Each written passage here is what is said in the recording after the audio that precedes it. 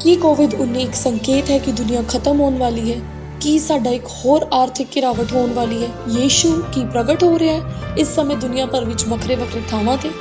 ਕੀ ਤੁਸੀਂ ਜਾਣਦੇ ਹੋ ਕਿ ਬਾਈਬਲ ਘਟਨਾਵਾਂ ਦੀ ਇਹ ਬਿਲਕੁਲ ਸਹੀ ਭਵਿੱਖਬਾਣੀ ਕਰਦੀ ਹੈ ਦੁਨੀਆ ਦੇ ਅੰਤ ਦੇ ਬਾਰੇ? ਪਰ ਸਭ ਤੋਂ ਮਹੱਤਵਪੂਰਨ ਬਾਈਬਲ ਹਦਾਇਤਾਂ ਦਿੰਦੀ ਹੈ ਇਸ 'ਤੇ ਕਿ ਅਸੀਂ ਅੰਤ ਲਈ ਕਿਵੇਂ ਤਿਆਰ ਹੋ ਸਕਦੇ ਹਾਂ। ਇਕੱਠੇ ਮਿਲ ਕੇ ਅਸੀਂ ਇਹਨਾਂ ਪ੍ਰਸ਼ਨਾਂ ਦੇ ਜਵਾਬ ਦੇਵਾਂਗੇ ਬਾਈਬਲ 'ਤੇ, ਹੁਣੀ ਬਾਈਬਲ ਦੀ ਭਵਿੱਖਬਾਣੀ ਨੂੰ ਅਨਲੌਕ ਕਰਨ 'ਤੇ। ਅੰਤਰਰਾਸ਼ਟਰੀ ਪੱਧਰ ਤੇ ਮਹਾਮਾਰੀ ਦਾ ਫੈਲਣਾ, ਕੋਰੋਨਾ ਵਾਇਰਸ ਤੇ ਬ੍ਰੇਕਿੰਗ ਨਿਊਜ਼, ਗਲੋਬਲ ਰਾਜਨੀਤੀ ਤੇ ਹੇਰ-ਫੇਰ, ਕੁਪ੍ਰਬੰਧਨ ਤੇ ਭ੍ਰਸ਼ਟਾਚਾਰ, ਕੁਦਰਤੀ ਆਫਤਾਵਾਂ ਤੇਜ਼ੀ ਨਾਲ ਵਧਣਾ, ਆਸਟ੍ਰੇਲੀਆ ਵਿੱਚ ਜੰਗਲ ਦੀ ਅੱਗ, ਦੁਨੀਆ ਭਰ ਵਿੱਚ ਇਹਨਾਂ ਦਾ ਚੇਤਾਵਨੀ। ਇਸ ਦਾ ਕੀ ਮਤਲਬ ਹੈ? ਇਸ ਦਾ ਕੀ ਭਵਿੱਖ ਹੈ?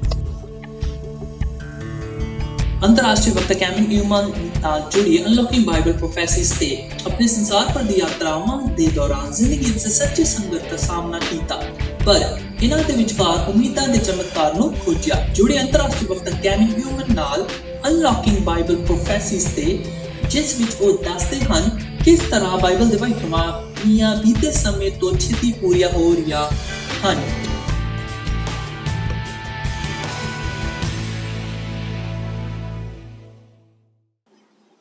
ਹਾਈ, ਮੈਂ ਕੈਮੀ ਨਿਊਮਨ ਹਾਂ। ਵਾਪਸ ਬਾਈਬਲ ਦੀ ਭਵਿੱਖਬਾਣੀ ਨੂੰ ਖੋਲ੍ਹਣਾ ਪ੍ਰੋਗਰਾਮ 'ਚ ਚੱਲਦੇ ਹਾਂ। ਇਹ ਇੱਕ ਰੋਮਾਂਚਕ ਯਾਤਰਾ ਹੋਵੇਗੀ ਬਾਈਬਲ ਦੀ ਕੁਝ ਮਹੱਤਵਪੂਰਨ ਭਵਿੱਖਬਾਣੀ ਦੁਆਰਾ। ਕੱਲ੍ਹ ਜਿਵੇਂ ਅਸੀਂ ਇੱਕ ਸ਼ਾਨਦਾਰ ਕਹਾਣੀ ਨਾਲ ਸ਼ੁਰੂਆਤ ਕੀਤੀ ਸੀ, ਪ੍ਰਾਚੀਨ ਰਾਜਾ ਨਬੂਕਦਨੇਜ਼ਰ ਅਤੇ ਉਸਦਾ ਸੁਪਨਾ ਜਿਹੜਾ ਉਸਨੂੰ ਪਰਮੇਸ਼ਵਰ ਦੁਆਰਾ ਦਿੱਤਾ ਗਿਆ, ਜਿਸਨੇ ਪ੍ਰਮੁੱਖ ਵਿਸ਼ਵ ਸਾਮਰਾਜ ਦੇ ਉਭਾਰ ਅਤੇ ਉਸਦੇ ਪਤਨ ਦੀ ਭਵਿੱਖਬਾਣੀ ਕੀਤੀ। ਜਦ ਯੀਸ਼ੂ ਨੇ ਭਵਿੱਖਬਾਣੀ ਕੀਤੀ ਕਿ ਇਸ ਦੁਨੀਆ ਦੇ ਅੰਤਮ ਸਮੇਂ ਦੇ ਵਿੱਚ ਕਿਹੜੀਆਂ ਘਟਨਾਵਾਂ ਹੋਣਗੀਆਂ, ਕੀ ਅਸੀਂ ਭਰੋਸਾ ਰੱਖ ਸਕਦੇ ਹਾਂ ਕਿ ਇਹੀ ਹੋਵੇਗਾ? ਬਿਲਕੁਲ ਦੋਸਤ, ਪਰਮਾਤਮਾ ਆਪਣੇ ਹਰੇਕ ਵਾਅਦੇ ਨੂੰ ਸਾਡੇ ਕੋਲ ਰੱਖਦਾ ਹੈ। ਬਾਈਬਲ ਸਾਨੂੰ ਇਹ ਵੀ ਦੱਸਦੀ ਹੈ ਕਿ ਪਰਮੇਸ਼ਵਰ ਇਸ ਸੰਸਾਰ ਦੀ ਪਰਵਾਹ ਕਰਦਾ ਹੈ ਅਤੇ ਸਭ ਤੋਂ ਮਹੱਤਵਪੂਰਨ ਕਿ ਉਹ ਸਾਡੀ ਦੇਖਭਾਲ ਕਰਦਾ ਹੈ। ਜਿਵੇਂ ਅਸੀਂ ਇਤਿਹਾਸ ਵੱਲ ਵੇਖਦੇ ਹਾਂ, ਅਸੀਂ ਯੀਸ਼ੂ ਦੇ ਚਰਨਾਂ ਵਿੱਚ ਬੈਠਾਂਗੇ ਅਤੇ ਅਸੀਂ ਇਸ ਉਪਦੇਸ਼ ਨੂੰ ਬੜੇ ਧਿਆਨ ਨਾਲ ਸੁਣਾਂਗੇ, ਸੰਸਾਰ ਦੇ ਅੰਤ ਦੇ ਸੰਕੇਤਾਂ ਉੱਤੇ। ਅਤੇ ਤੁਸੀਂ ਇਸ ਅਦਭੁਤ ਹਦਾਇਤ ਨੂੰ ਮੌਕਾ ਨਹੀਂ ਗਵਾਉਣਾ ਚਾਹੋਗੇ। ਅਤੇ ਸਭ ਤੋਂ ਮਹੱਤਵਪੂਰਨ ਵਿਸ਼ੇ ਪ੍ਰਸਤੁਤ ਕਰਨ ਤੋਂ ਪਹਿਲਾਂ ਮੈਂ ਇਸ ਬਾਰੇ ਕੁਝ ਤੁਹਾਨੂੰ ਜਾਣਕਾਰੀ ਦੇਣਾ ਚਾਹੁੰਦੀ ਹਾਂ, ਅਨਲੌਕਿੰਗ ਬਾਈਬਲ ਪ੍ਰੋਫੈਸੀ ਪ੍ਰੋਗਰਾਮ ਬਾਰੇ। ਸਾਡੇ ਕੋਲ ਬਹੁਤ ਸਾਰੇ ਸਰੋਤ ਹਨ ਜੋ ਅਸੀਂ ਤੁਹਾਡੇ ਕੋਲ ਪੇਸ਼ ਕਰਨਾ ਚਾਹੁੰਦੇ ਹਾਂ। ਹੇਠ ਦਿੱਤੇ ਲਿੰਕ 'ਤੇ ਕਲਿੱਕ ਕਰਨ ਨਾਲ ਇਹਨਾਂ ਸਾਰਿਆਂ 'ਤੇ ਪਹੁੰਚ ਕੀਤੀ ਜਾ ਸਕਦੀ ਹੈ।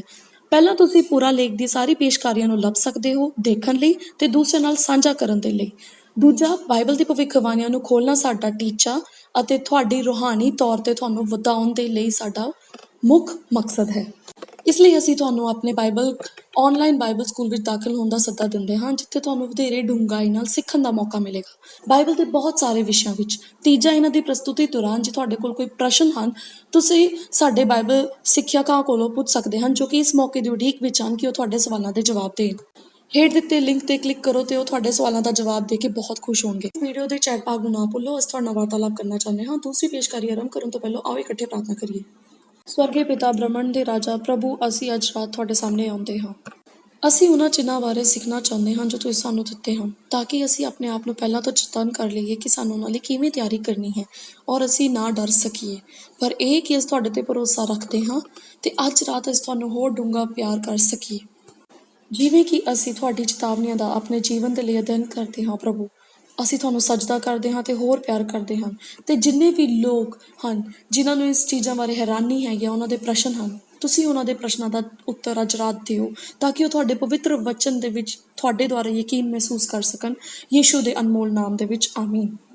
ਅਸੀਂ ਇੱਕ ਵਿਸ਼ਵ ਵਿਆਪੀ ਗਲੋਬਲ ਬੰਦ ਦੇ ਵਿਚਕਾਰ ਰਹਿ ਰਹੇ ਹਾਂ। ਇੱਕ ਗਲੋਬਲ ਮਹਾਮਾਰੀ, ਇਹ ਇੱਕ ਬੇਮਿਸਾਲ ਚੀਜ਼ ਹੈ। ਬਹੁਤਿਆਂ ਨੂੰ ਆਪਣੇ ਲਈ ਖੌਫ ਹੈ ਅਤੇ ਉਹ ਆਪਣੇ ਅਜ਼ੀਜ਼ਾਂ ਦੇ ਲਈ ਵੀ। ਸੰਭਾਵਤ ਆਰਥਿਕ ਤਬਾਹੀ ਕਿਸੇ ਵੀ ਕੋਨੇ ਦੇ ਦੁਆਲੇ ਹੋ ਸਕਦੀ ਹੈ ਅਤੇ ਕਰਿਆਨੇ ਦੀ ਦੁਕਾਨਾਂ, ਬਹੁਤ ਸਾਰੀਆਂ ਅਲਮਾਰੀਆਂ ਹੁਣ ਉਹਨਾਂ ਦੀ ਖਾਲੀ ਹਨ ਅਤੇ ਤੁਸੀਂ ਉਹ ਪ੍ਰਾਪਤ ਨਹੀਂ ਕਰ ਸਕਦੇ ਜੋ ਤੁਹਾਨੂੰ ਚਾਹੀਦਾ ਹੈ। ਤੁਸੀਂ ਭਵਿੱਖ ਤੋਂ ਡਰਦੇ ਹੋ ਸਕਦੇ ਹੋ। ਤੁਹਾਡੇ ਦਿਮਾਗ ਵਿੱਚ ਬਿਨਾਂ ਜਵਾਬਾਂ ਵਾਲੇ ਪ੍ਰਸ਼ਨਾਂ ਨਾਲ ਭਰੇ ਹੋ ਸਕਦੇ ਹਨ। ਕੀ ਅਰਥ ਵਿਵਸਥਾ ਹੁਣ ਤਬਾਹ ਹੋ ਜਾਵੇਗੀ? ਕੀ ਮੈਂ ਆਪਣੇ ਪਰਿਵਾਰ ਨੂੰ ਭੋਜਨ ਦੇ ਸਕਾਂਗਾ ਜਾਂ ਰਹਿਣ ਲਈ ਜਗ੍ਹਾ ਦੇ ਸਕਾਂਗਾ? ਕੀ ਕੋਵਿਡ-19 ਦਾ ਕੋਈ ਇਲਾਜ ਆਵੇਗਾ? ਜਦੋਂ ਅਸੀਂ ਇਸ ਰਾਤ ਅੱਜ ਦੁਨੀਆ ਵੱਲ ਵੇਖਦੇ ਹਾਂ, ਅਸੀਂ ਵੇਖਦੇ ਹਾਂ ਕਿ ਬਹੁਤ ਸਾਰੇ ਲੋਕ ਹੈਰਾਨ ਤੇ ਪਰੇਸ਼ਾਨ ਹਨ। ਸਾਰੇ ਪਿਛੋਕੜ ਅਤੇ ਸੱਭਿਆਚਾਰ ਦੇ ਲੋਕਾਂ ਦੀ ਚਿੰਤਾ ਵੱਧਦੀ ਜਾ ਰਹੀ ਹੈ। ਉਹ ਚਿੰਤਤ ਹਨ ਕਿ ਕਿਵੇਂ ਭਵਿੱਖ ਵੱਲ ਜਿਵੇਂ ਉਹ ਵੇਖਦੇ ਹਨ, ਉਹ ਹੈਰਾਨ ਹੁੰਦੇ ਹਨ ਕਿ ਅੱਗੇ ਭਵਿੱਖ ਵਿੱਚ ਕੀ ਹੋਵੇਗਾ। ਬਾਈਬਲ ਦੀ ਭਵਿੱਖਬਾਣੀ ਸਪਸ਼ਟ ਤੌਰ 'ਤੇ ਭਵਿੱਖ ਦੇ ਲਈ ਪਰਮੇਸ਼ਵਰ ਦੀ ਕੀ ਯੋਜਨਾ ਹੈ ਉਸ ਬਾਰੇ ਦੱਸਦੀ ਹੈ। ਚਲੋ ਇਸ ਲੜੀ ਲਈ ਆਪਣੀ ਥੀਮ ਨੂੰ ਦੁਹਰਾਓ। ਜੇ ਇਹ ਬਾਈਬਲ ਵਿੱਚ ਹੈ, ਮੈਂ ਇਸ 'ਤੇ ਵਿਸ਼ਵਾਸ ਕਰਦਾ ਹਾਂ। ਜੇ ਇਹ ਬਾਈਬਲ ਸਹਿਮਤ ਨਹੀਂ ਹੁੰਦੀ ਇਸ ਚੀਜ਼ ਨਾਲ, ਤਾਂ ਇਹ ਮੇਰੇ ਲਈ ਨਹੀਂ ਹੈ। ਪ੍ਰਕਾਸ਼ ਦੀ ਪੋਥੀ ਦੀ ਸ਼ੁਰੂਆਤ ਅਤੇ ਅੰਤ ਹੈ ਯੀਸ਼ੂ ਦੇ ਦੂਸਰੇ ਆਗਮਨ ਦੀ ਸ਼ਾਨਦਾਰ ਸਿਖਰ ਬਾਰੇ। ਪ੍ਰਕਾਸ਼ ਦੀ ਪੋਥੀ ਇੱਕ ਦੇ ਸੱਤ ਦਾ ਵਾਅਦਾ ਹੈ। ਵੇਖੋ, ਉਹ ਬਦਲਾ ਦੇ ਨਾਲ ਆਉਂਦਾ ਹੈ ਅਤੇ ਹਰੇਕ ਅੱਖ ਉਸ ਨੂੰ ਵੇਖੇਗੀ, ਨਾਲੇ ਜਿਨ੍ਹਾਂ ਉਸਨੇ ਉਸ ਨੂੰ ਵਿੰਨਿਆ ਸੀ ਉਹ ਵੀ ਵੇਖਣਗੇ ਅਤੇ ਧਰਤੀ ਦੀਆਂ ਸਾਰੀਆਂ ਕੌਮਾਂ ਉਸ ਦੇ ਲਈ ਪਿੱਟਣਗੀਆਂ। ਹਾਂ, ਆਮੀਨ। ਪ੍ਰਕਾਸ਼ ਦੀ ਪੋਥੀ ਸਾਡੀ ਅੱਖਾਂ ਨੂੰ ਉੱਪਰ ਸਵਰਗ ਵੱਲ ਲਿਜਾਂਦੀ ਹੈ, ਸਾਨੂੰ ਉਸ ਸਾਰੇ ਸੰਸਾਰ ਦੀ ਸਮੱਸਿਆਵਾਂ ਤੋਂ ਦੂਰ ਜਿਸ ਦਾ ਹੱਲ ਯੀਸ਼ੂ ਹੈ। ਪ੍ਰਕਾਸ਼ ਦੀ ਪੋਥੀ ਦਾ ਆਖਰੀ ਅਧਿਆਇ ਸਾਨੂੰ ਦਰਸਾਉਂਦਾ ਹੈ ਕਿ ਅਸੀਂ ਯੀਸ਼ੂ ਦੇ ਦੂਜੇ ਆਗਮਨ ਦੇ ਕਿੰਨੇ ਨੇੜੇ ਹਾਂ। ਪ੍ਰਕਾਸ਼ ਦੀ ਪੋਥੀ 22 ਦੀ 20 ਵਿੱਚ ਲਿਖਿਆ ਹੈ, 20 ਆਇਤ, ਜਿਹੜਾ ਇਹਨਾਂ ਗੱਲਾਂ ਦੀ ਸਾਖੀ ਦਿੰਦਾ ਹੈ ਉਹ ਆਖਦਾ ਹੈ, ਭਈ ਹਾਂ, ਮੈਂ ਛੇਤੀ ਆਉਂਦਾ ਹਾਂ। ਆਮੀਨ। ਹੇ ਪ੍ਰਭੂ ਯੀਸ਼ੂ, ਆਓ। ਪ੍ਰਕਾਸ਼ ਦੀ ਪੋਥੀ ਉਹਦੇ 22 ਅਧਿਆਇ ਵਿੱਚ ਯੀਸ਼ੂ ਨੇ 3 ਵਾਰ ਕਿਹਾ। ਉਹ 3 ਵਾਰ ਕਹਿੰਦਾ ਹੈ, ਮੈਂ ਜਲਦੀ ਆ ਰਿਹਾ ਹਾਂ। ਉਹ ਚਾਹੁੰਦਾ ਸੀ ਕਿ ਅਸੀਂ ਇਸ ਜਲਵਾਯੂ ਘਟਨਾ ਲਈ ਤਿਆਰ ਰਹੀਏ। ਤੁਸੀਂ ਹੈਰਾਨ ਹੋ ਸਕਦੇ ਹੋ ਕਿ ਯੀਸ਼ੂ ਕਿੰਨੀ ਜਲਦੀ ਆ ਰਿਹਾ ਹੈ। ਯੀਸ਼ੂ ਦੇ ਚੇਲੇ ਵੀ ਇਹੀ ਚਾਹੁੰਦੇ ਸਨ। ਉਹਨਾਂ ਨੇ ਮੱਤੀ 24 ਅਧਿਆਇ 3 ਆਇਤ ਵਿੱਚ ਉਸ ਨੂੰ ਸਿੱਧਾ ਪੁੱਛਿਆ, ਤੁਹਾਡੇ ਆਉਣ ਦਾ ਸੰਕੇਤ ਕੀ ਹੋਵੇਗਾ ਅਤੇ ਇਸ ਸੰਸਾਰ ਦੇ ਅੰਤ ਦਾ। ਅਧਿਆਇ 24 ਵਿੱਚ ਲਿਖਿਆ ਹੈ, ਯੀਸ਼ੂ ਨੇ ਆਪਣੀ ਵਾਪਸੀ ਦੇ 20 ਤੋਂ ਵੀ ਵੱਧ ਸੰਕੇਤਾਂ ਦੀ ਰੂਪ ਰੇਖਾ 24 ਅਧਿਆਇ ਵਿੱਚ ਦਿੱਤੀ। ਕੀ ਇਹ ਦਿਲਚਸਪ ਨਹੀਂ ਹੈ? ਉਹ ਸਾਨੂੰ ਬਹੁਤ ਪਿਆਰ ਕਰਦਾ ਹੈ। ਉਹ ਸਾਨੂੰ ਪਹਿਲਾਂ ਤੋਂ ਜਾਣਦਾ ਹੈ। ਤਾਂ ਆਓ ਅੱਜ ਰਾਤ ਨੂੰ ਅਸੀਂ ਇਹਨਾਂ ਵਿੱਚੋਂ ਕੁਝ ਇਕੱਠਾ ਕਰੀਏ ਤੇ ਸਿੱਖੀਏ ਇਸ ਸ਼ਾਨਦਾਰ ਪੇਸ਼ਕਾਰੀ ਵਿੱਚ। ਯੀਸ਼ੂ ਨੇ ਇਸ ਨਾਲ ਜੁੜੀਆਂ ਕਿਹੜੀਆਂ ਘਟਨਾਵਾਂ ਨੂੰ ਮਿਲਾਇਆ? 70 ਈਸਵੀ ਵਿੱਚ ਯਰੂਸ਼ਲਮ ਦੇ ਪਤਨ ਨਾਲ, ਉਹਨਾਂ ਨਾਲ ਜੋ ਦੁਨੀਆ ਦੇ ਅੰਤ ਤੇ ਹੋਣਗੇ। ਉਸਨੇ ਆਪਣੀ ਵਾਪਸੀ ਦੇ ਸੰਕੇਤਾਂ ਬਾਰੇ ਭਵਿੱਖਬਾਣੀ ਕੀਤੀ। ਇਹ ਧਰਮ ਦੇ ਸੰਸਾਰ ਵਿੱਚ ਵਾਪਰਨ ਵਾਲਾ ਹੈ। ਰਾਜਨੀਤੀ ਦਾ ਅਖਾੜਾ, ਕੁਦਰਤ ਦਾ ਖੇਤਰ ਅਤੇ ਸਮਾਜ ਦੇ ਸੱਭਿਆਚਾਰ ਵਿੱਚ ਇਹਨਾਂ ਵਿੱਚੋਂ ਪਹਿਲੀ ਨਿਸ਼ਾਨ ਧਰਮ ਦੀ ਦੁਨੀਆ ਨਾਲ ਸੰਬੰਧਿਤ ਹੈ। ਚਲੋ ਮੱਤੀ 24 ਤੇ ਅਧਿਆਇ ਤੇ ਉਸਦੀ 24 ਆਇਤ ਤੇ ਜਾਓ ਤੇ ਵੇਖੋ ਯੀਸ਼ੂ ਕੀ ਚੇਤਾਵਨੀ ਦਿੰਦਾ ਹੈ। ਝੂਠੇ ਮਸੀਹ ਅਤੇ ਨਬੀ ਮਹਾਨ ਚਿੰਨ੍ਹ ਤੇ ਅਚੰਭੇ ਦਿਖਾਉਂਦੇ ਹਨ। ਦੂਸਰੇ ਆਗਮਨ ਤੋਂ ਪਹਿਲਾਂ ਸਾਨੂੰ ਝੂਠੀਆਂ ਸਿੱਖਿਆਵਾਂ ਦੇ ਵਿਸਫੋਟ ਦੀ ਉਮੀਦ ਰੱਖਣੀ ਚਾਹੀਦੀ ਹੈ। ਲੋਕਾਂ ਨੂੰ ਗੁੰਮਰਾਹ ਕਰ ਰਹੇ ਹਨ। ਇਹ ਲੋਕ ਝੂਠੇ ਸੰਕੇਤਾਂ ਦੁਆਰਾ ਰੱਬ ਦੇ ਵਚਨ ਤੋਂ ਦੂਰ ਕਰਦੇ ਹਨ। ਸਾਰੇ ਚਮਤਕਾਰੀ ਕੰਮ ਮਿੱਤਰੋ ਰੱਬ ਦੁਆਰਾ ਨਹੀਂ ਕੀਤੇ ਜਾਂਦੇ। ਬਾਈਬਲ ਸਿਖਾਉਂਦੀ ਹੈ ਕਿ ਦੁਸ਼ਟ ਆਤਮਾਵਾਂ ਵੀ ਚਮਤਕਾਰ ਕਰਦੀਆਂ ਹਨ। ਆਓ ਆਪਾਂ ਪ੍ਰਕਾਸ਼ ਦੀ ਪੋਥੀ 16 ਅਧਿਆਇ 14 ਵਿੱਚ ਪੜ੍ਹੀਏ। ਕਿਉਂ ਜੇ ਇਹ ਨਿਸ਼ਾਨ ਵਿਖਾਉਣ ਵਾਲੇ ਭੂਤਾਂ ਦੇ ਆਤਮਾ ਹਨ, ਜਿਹੜੇ ਸਾਰੇ ਜਗਤ ਦੇ ਰਾਜਿਆਂ ਕੋਲ ਜਾਂਦੇ ਹਨ, ਪਈ ਉਹਨਾਂ ਨੂੰ ਪਰਮੇਸ਼ਵਰ ਸਰਵਸ਼ਕਤੀਮਾਨ ਦੇ ਉਸ ਵੱਡੇ ਦਿਹਾੜੇ ਦੇ ਯੁੱਧ ਲਈ ਇਕੱਠੇ ਕਰਨ। ਤੁਸੀਂ ਦੇਖੋ, ਇਹ ਝੂਠੇ ਸ਼ਿਕਸ਼ਕ ਉਹਨਾਂ ਦੇ ਚਮਤਕਾਰਾਂ ਵੱਲ ਧਿਆਨ ਦਿਵਾਉਂਦੇ ਹਨ, ਉਹਨਾਂ ਦੀ ਸ਼ਕਤੀਆਂ ਦੇ ਸਬੂਤ ਵਜੋਂ, ਤਾਂ ਕਿ ਤੁਸੀਂ ਵਿਸ਼ਵਾਸ ਕਰੋ ਜੋ ਵੀ ਉਹ ਸਿਖਾਉਂਦੇ ਹਨ। ਪਰ ਇਹ ਚਿੰਨ੍ਹ ਭੂਤ ਪ੍ਰੇਤੀ ਹੋਣਗੇ। ਆਦਮੀ ਅਤੇ ਔਰਤ ਨੂੰ ਧੋਖਾ ਦੇਣ ਲਈ ਇਹ ਨਕਲੀ ਹਨ। ਜਿੰਨਾ ਉਸ ਦੇ ਨੇੜੇ ਅਸਲੀ ਦੇ ਨੇੜੇ ਜਾਂਦੇ ਹਨ, ਉਹ ਵਧੇਰੇ ਭਰੋਸੇਯੋਗ ਨਕਲੀ ਦਿਖਾਈ ਦਿੰਦੇ ਹਨ। ਇਸ ਲਈ ਤੁਹਾਨੂੰ ਬਾਈਬਲ ਨੂੰ ਜਾਣਨ ਦੀ ਜ਼ਰੂਰਤ ਹੈ। ਆਪਣੇ ਲਈ ਮੇਰੇ ਦੋਸਤੋ, ਸਾਵਧਾਨ। ਜੇ ਕੋਈ ਧਾਰਮਿਕ ਗੁਰੂ ਤੁਹਾਨੂੰ ਬਾਈਬਲ ਤੋਂ ਦੂਰ ਲਿਜਾਣ ਦੀ ਕੋਸ਼ਿਸ਼ ਕਰਦਾ ਹੈ, ਤਾਂ ਫਿਰ ਬਾਈਬਲ ਦਾ ਮਿਆਰ ਇੱਕ ਸੱਚੇ ਅਧਿਆਪਕ ਲਈ ਕੀ ਹੈ? ਉਹ ਜਿਹੜਾ ਕਹਿੰਦਾ ਹੈ ਮੈਂ ਉਸ ਨੂੰ ਜਾਣਦਾ ਹਾਂ ਅਤੇ ਉਸ ਦੇ ਹੁਕਮਾਂ ਦੀ ਪਾਲਣਾ ਨਹੀਂ ਕਰਦਾ, ਉਹ ਇੱਕ ਝੂਠਾ ਹੈ ਅਤੇ ਉਸ ਦੇ ਵਿੱਚ ਕੋਈ ਵੀ ਸੱਚਾਈ ਨਹੀਂ ਹੈ। ਪਹਿਲਾ ਯਹੂਨਾ 2:4। ਇਸ ਲਈ ਇੱਕ ਸੱਚਾ ਅਧਿਆਪਕ ਆਦੇਸ਼ਾਂ ਦੀ ਪਾਲਣਾ ਕਰੇਗਾ ਅਤੇ ਸੱਚ ਬੋਲੇਗਾ। ਸੋ ਸਾਵਧਾਨ ਰਹੋ। ਜੇ ਤੁਹਾਡੇ ਕੋਲ ਕੋਈ ਆਂਦਾ ਹੈ, ਭਾਵੇਂ ਉਹ ਚਮਤਕਾਰੀ ਚਿੰਨ੍ਹ ਦਾ ਦਾਅਵਾ ਕਰੇ, ਭਾਵੇਂ ਉਹ ਬਿਮਾਰਾਂ ਨੂੰ ਚੰਗਾ ਕਰੇ, ਜੇ ਉਹ ਬਾਈਬਲ ਦੀ ਸਧਾਰਨ ਸਿੱਖਿਆਵਾਂ ਨੂੰ ਨਜ਼ਰਅੰਦਾਜ਼ ਕਰਦਾ ਹੈ, ਉੱਥੋਂ ਭੱਜ ਜਾਓ। ਆਪਣੀ ਬਾਈਬਲ ਵੱਲ ਭੱਜੋ। ਅਤੇ ਬਿਲਕੁਲ ਇਹੀ ਕਾਰਨ ਹੈ ਕਿ ਬਾਈਬਲ ਦਾ ਪਾਠ ਸਕਰੀਨ ਹੈ, ਤਾਂ ਕਿ ਤੁਸੀਂ ਆਪਣੀਆਂ ਅੱਖਾਂ ਨਾਲ ਵੇਖ ਸਕੋ ਅਤੇ ਕਿਰਪਾ ਕਰਕੇ ਇਸ ਨੂੰ ਆਪਣੀ ਖੁਦ ਦੀ ਬਾਈਬਲ ਵਿੱਚ ਵੀ ਦੇਖੋ ਜੋ ਸਕਰੀਨ ਤੇ ਦੇਖਿਆ। ਮੈਂ ਤੁਹਾਡੇ ਲਈ ਇਸ ਪ੍ਰਤੀ ਵਚਨਬੱਧ ਹਾਂ। ਅਸੀਂ ਸਿਰਫ ਆਪਣੇ ਮਾਰਗ ਨਿਰਦੇਸ਼ਕ ਦੇ ਤੌਰ ਤੇ ਰੱਬ ਦੇ ਵਚਨ ਦੀ ਵਰਤੋਂ ਕਰਾਂਗੇ। ਇਸ ਮੀਟਿੰਗ ਦੇ ਦੌਰਾਨ ਮੈਂ ਤੁਹਾਨੂੰ ਤੁਹਾਡੇ ਲਈ ਇਸ ਅਧਿਐਨ ਦਾ ਕਰਨ ਲਈ ਸੱਦਾ ਦਿੰਦੀ ਹਾਂ। ਮੇਰੇ ਸ਼ਬਦਾਂ ਨੂੰ ਤੁਸੀਂ ਏਦਾਂ ਹੀ ਨਾ ਲਓ। ਤੁਹਾਨੂੰ ਇਹ ਨਿਸ਼ਚਿਤ ਕਰਨ ਦੀ ਜ਼ਰੂਰਤ ਹੈ ਕਿ ਜੇ ਤੁਸੀਂ ਜੋ ਵੀ ਵਿਸ਼ਵਾਸ ਕਰ ਰਹੇ ਹੋ ਉਹ ਸੱਚ ਹੈ। ਪ੍ਰਭੂ ਕਹਿੰਦਾ ਹੈ, ਝੂਠੇ ਅਧਿਆਪਕ ਧਾਰਮਿਕ ਪੰਥ ਦੀ ਅਗਵਾਈ ਕਰ ਰਹੇ ਹਨ, ਦੁਨੀਆ ਭਰ ਵਿੱਚ ਉੱਭਰ ਰਹੇ ਹਨ। ਅਸੀਂ ਇਹ ਵੇਖ ਸਕਦੇ ਹਾਂ।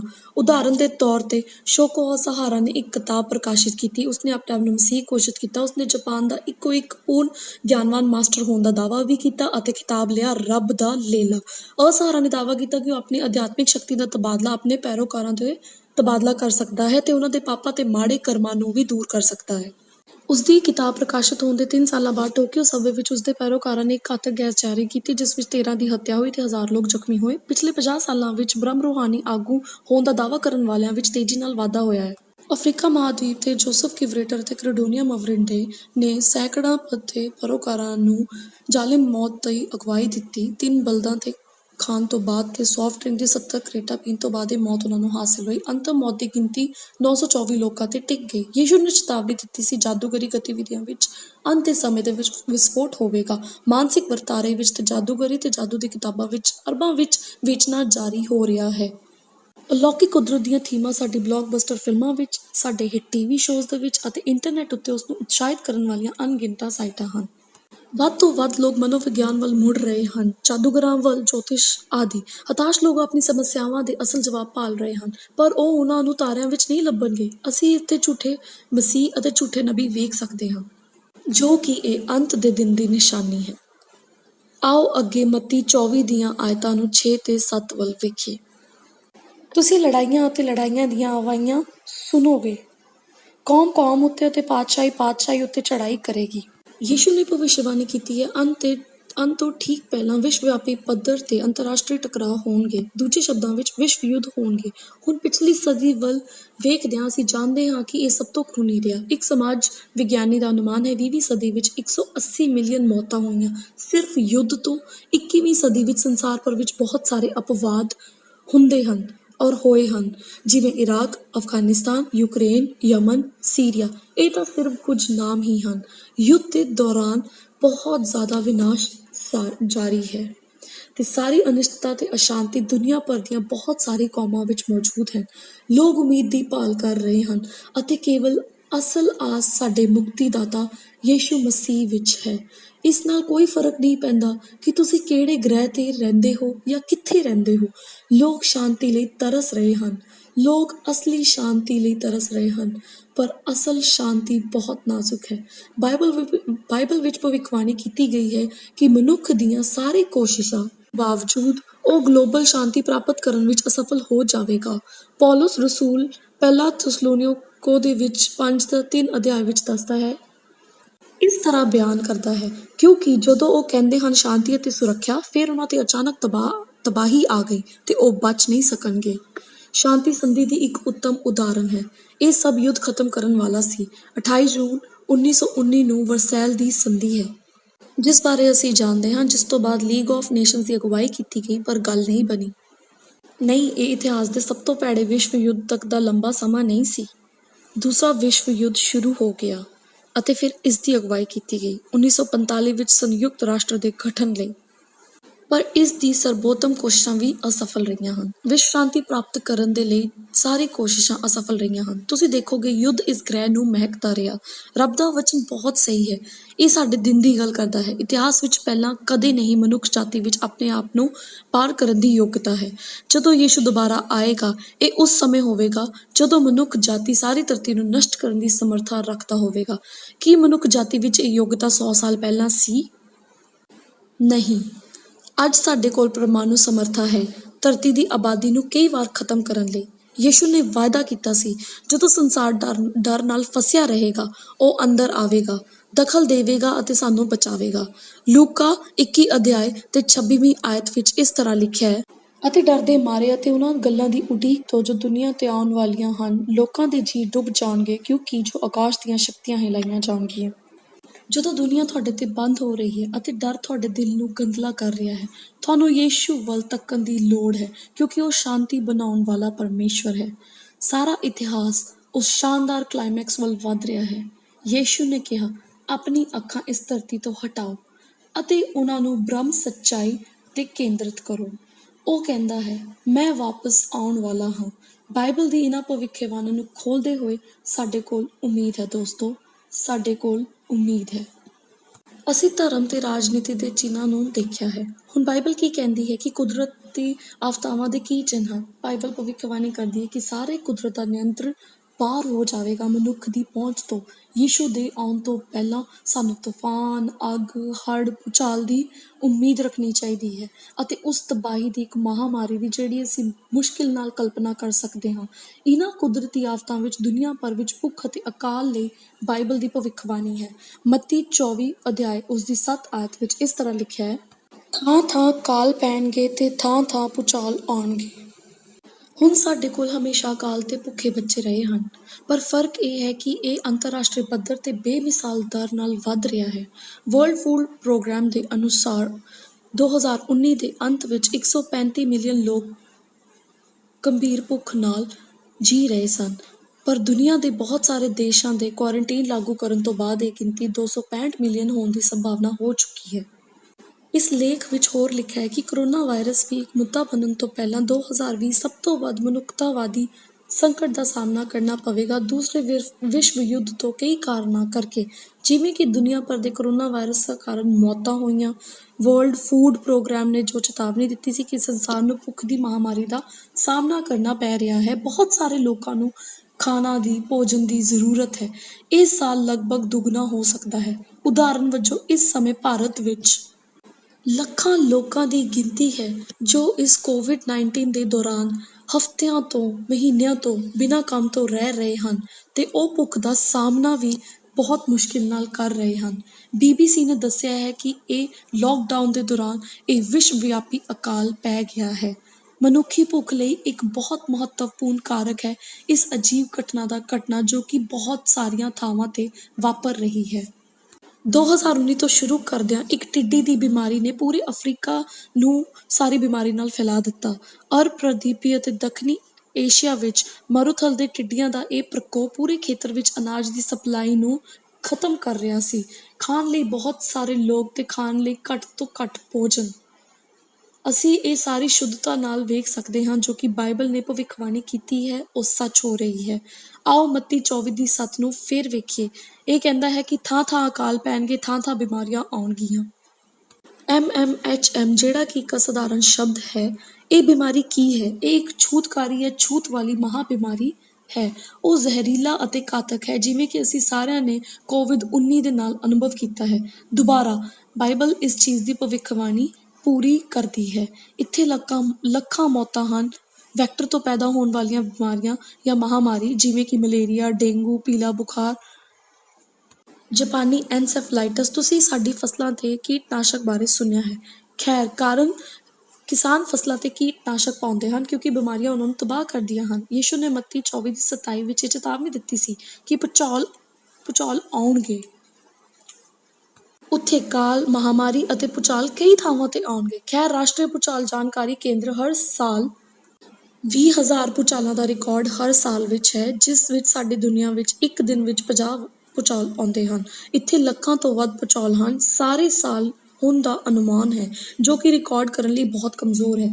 ਨਵੀਂ 1000 ਸਾਲਾਂ ਦੀ ਵਾਰੀ ਤੋਂ ਇਸ ਦਾ ਅਨੁਮਾਨ ਲਗਾਇਆ ਜਾਂਦਾ ਹੈ। ਭੂਚਾਲਾਂ ਕਾਰਨ 8 ਲੱਖ ਤੋਂ ਵੀ ਵੱਧ ਮੌਤਾਂ ਹੋ ਚੁੱਕੀਆਂ ਹਨ ਅਤੇ ਸੁਨਾਮੀ ਸੰਬੰਧਿਤ ਵੀ।